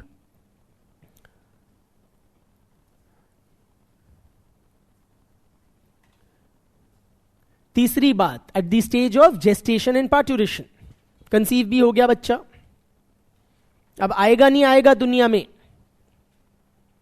गर्भ फॉर्म हो गया पेट में, अब क्या वो, will that fetus become a living member of the society or not? What? For example, the availability of health infrastructure या delivery infrastructure. अगर औरतें घर में बच्चे जाम रही हैं because you don't have adequate medical infrastructure, तो mortality rates high होंगे. Yes or no?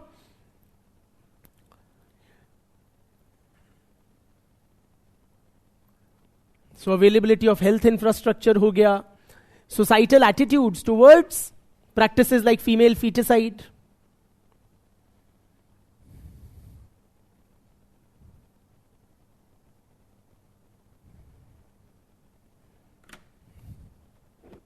ठीक है? So various socio-cultural factors will affect the biological process of reproduction at each stage.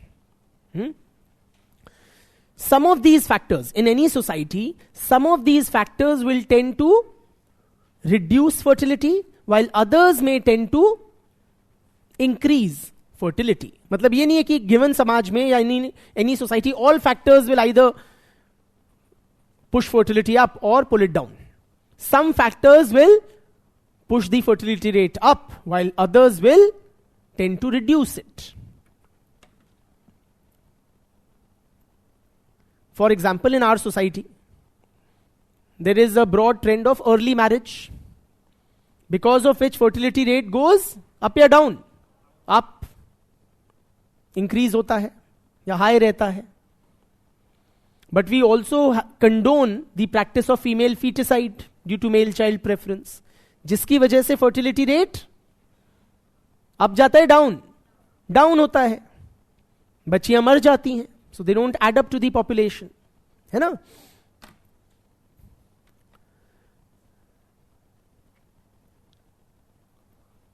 Contraceptive usage India में लो है, उसकी वजह से fertility rate push up होगा.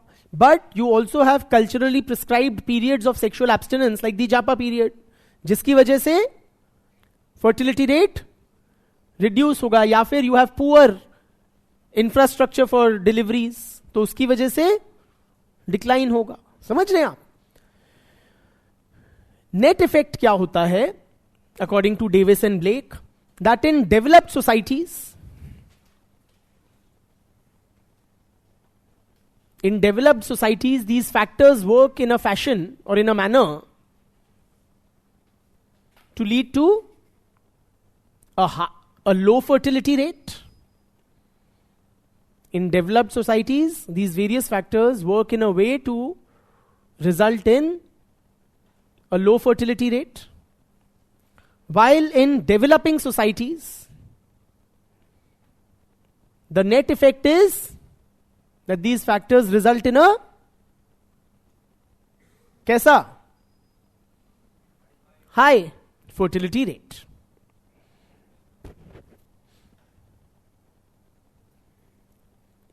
ठीक, तो ये है डेविस और ब्लेक की कहानी, how the seemingly biological process of reproduction is greatly affected by socio-cultural factors. Overall, okay, now overall, apart from these theories, say if you're writing for GS and you have to identify the various factors which contribute to or which have contributed to population growth in India, what will you write? Various factors as follows. Child marriage बहुत कम हो गई है, but let us say low age of marriage. Let's not call it child marriage because that's drastically reduced. But early marriage, low contraceptive usage, various factors. Early marriage, low contraceptive usage, poverty, male child preference या son preference. Male child preference की वजह से net effect क्या होता है? बच्चे ज्यादा होते हैं, कम होते हैं? ज्यादा होते हैं. एक बच्चे मेल करने के लिए 5 लड़कियां कर बैठते हैं बेचारे.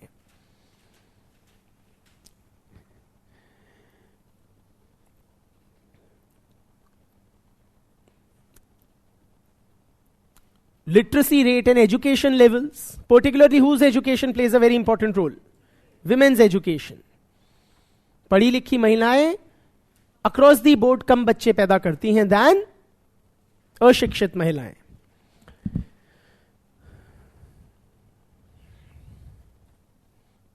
The overall level of socio-economic development.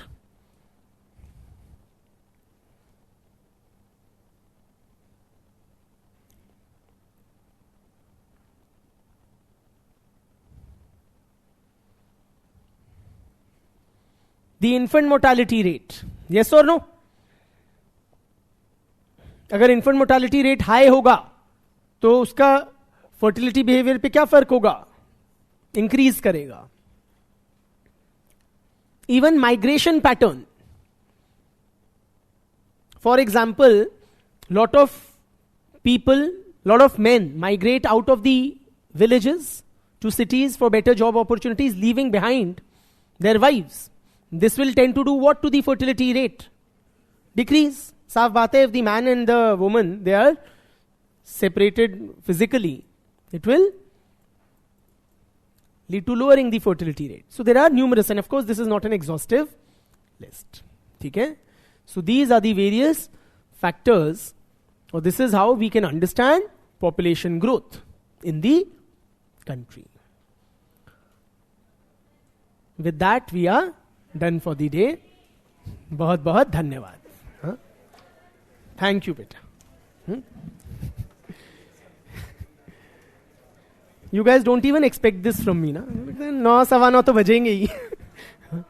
चलिए हाँ.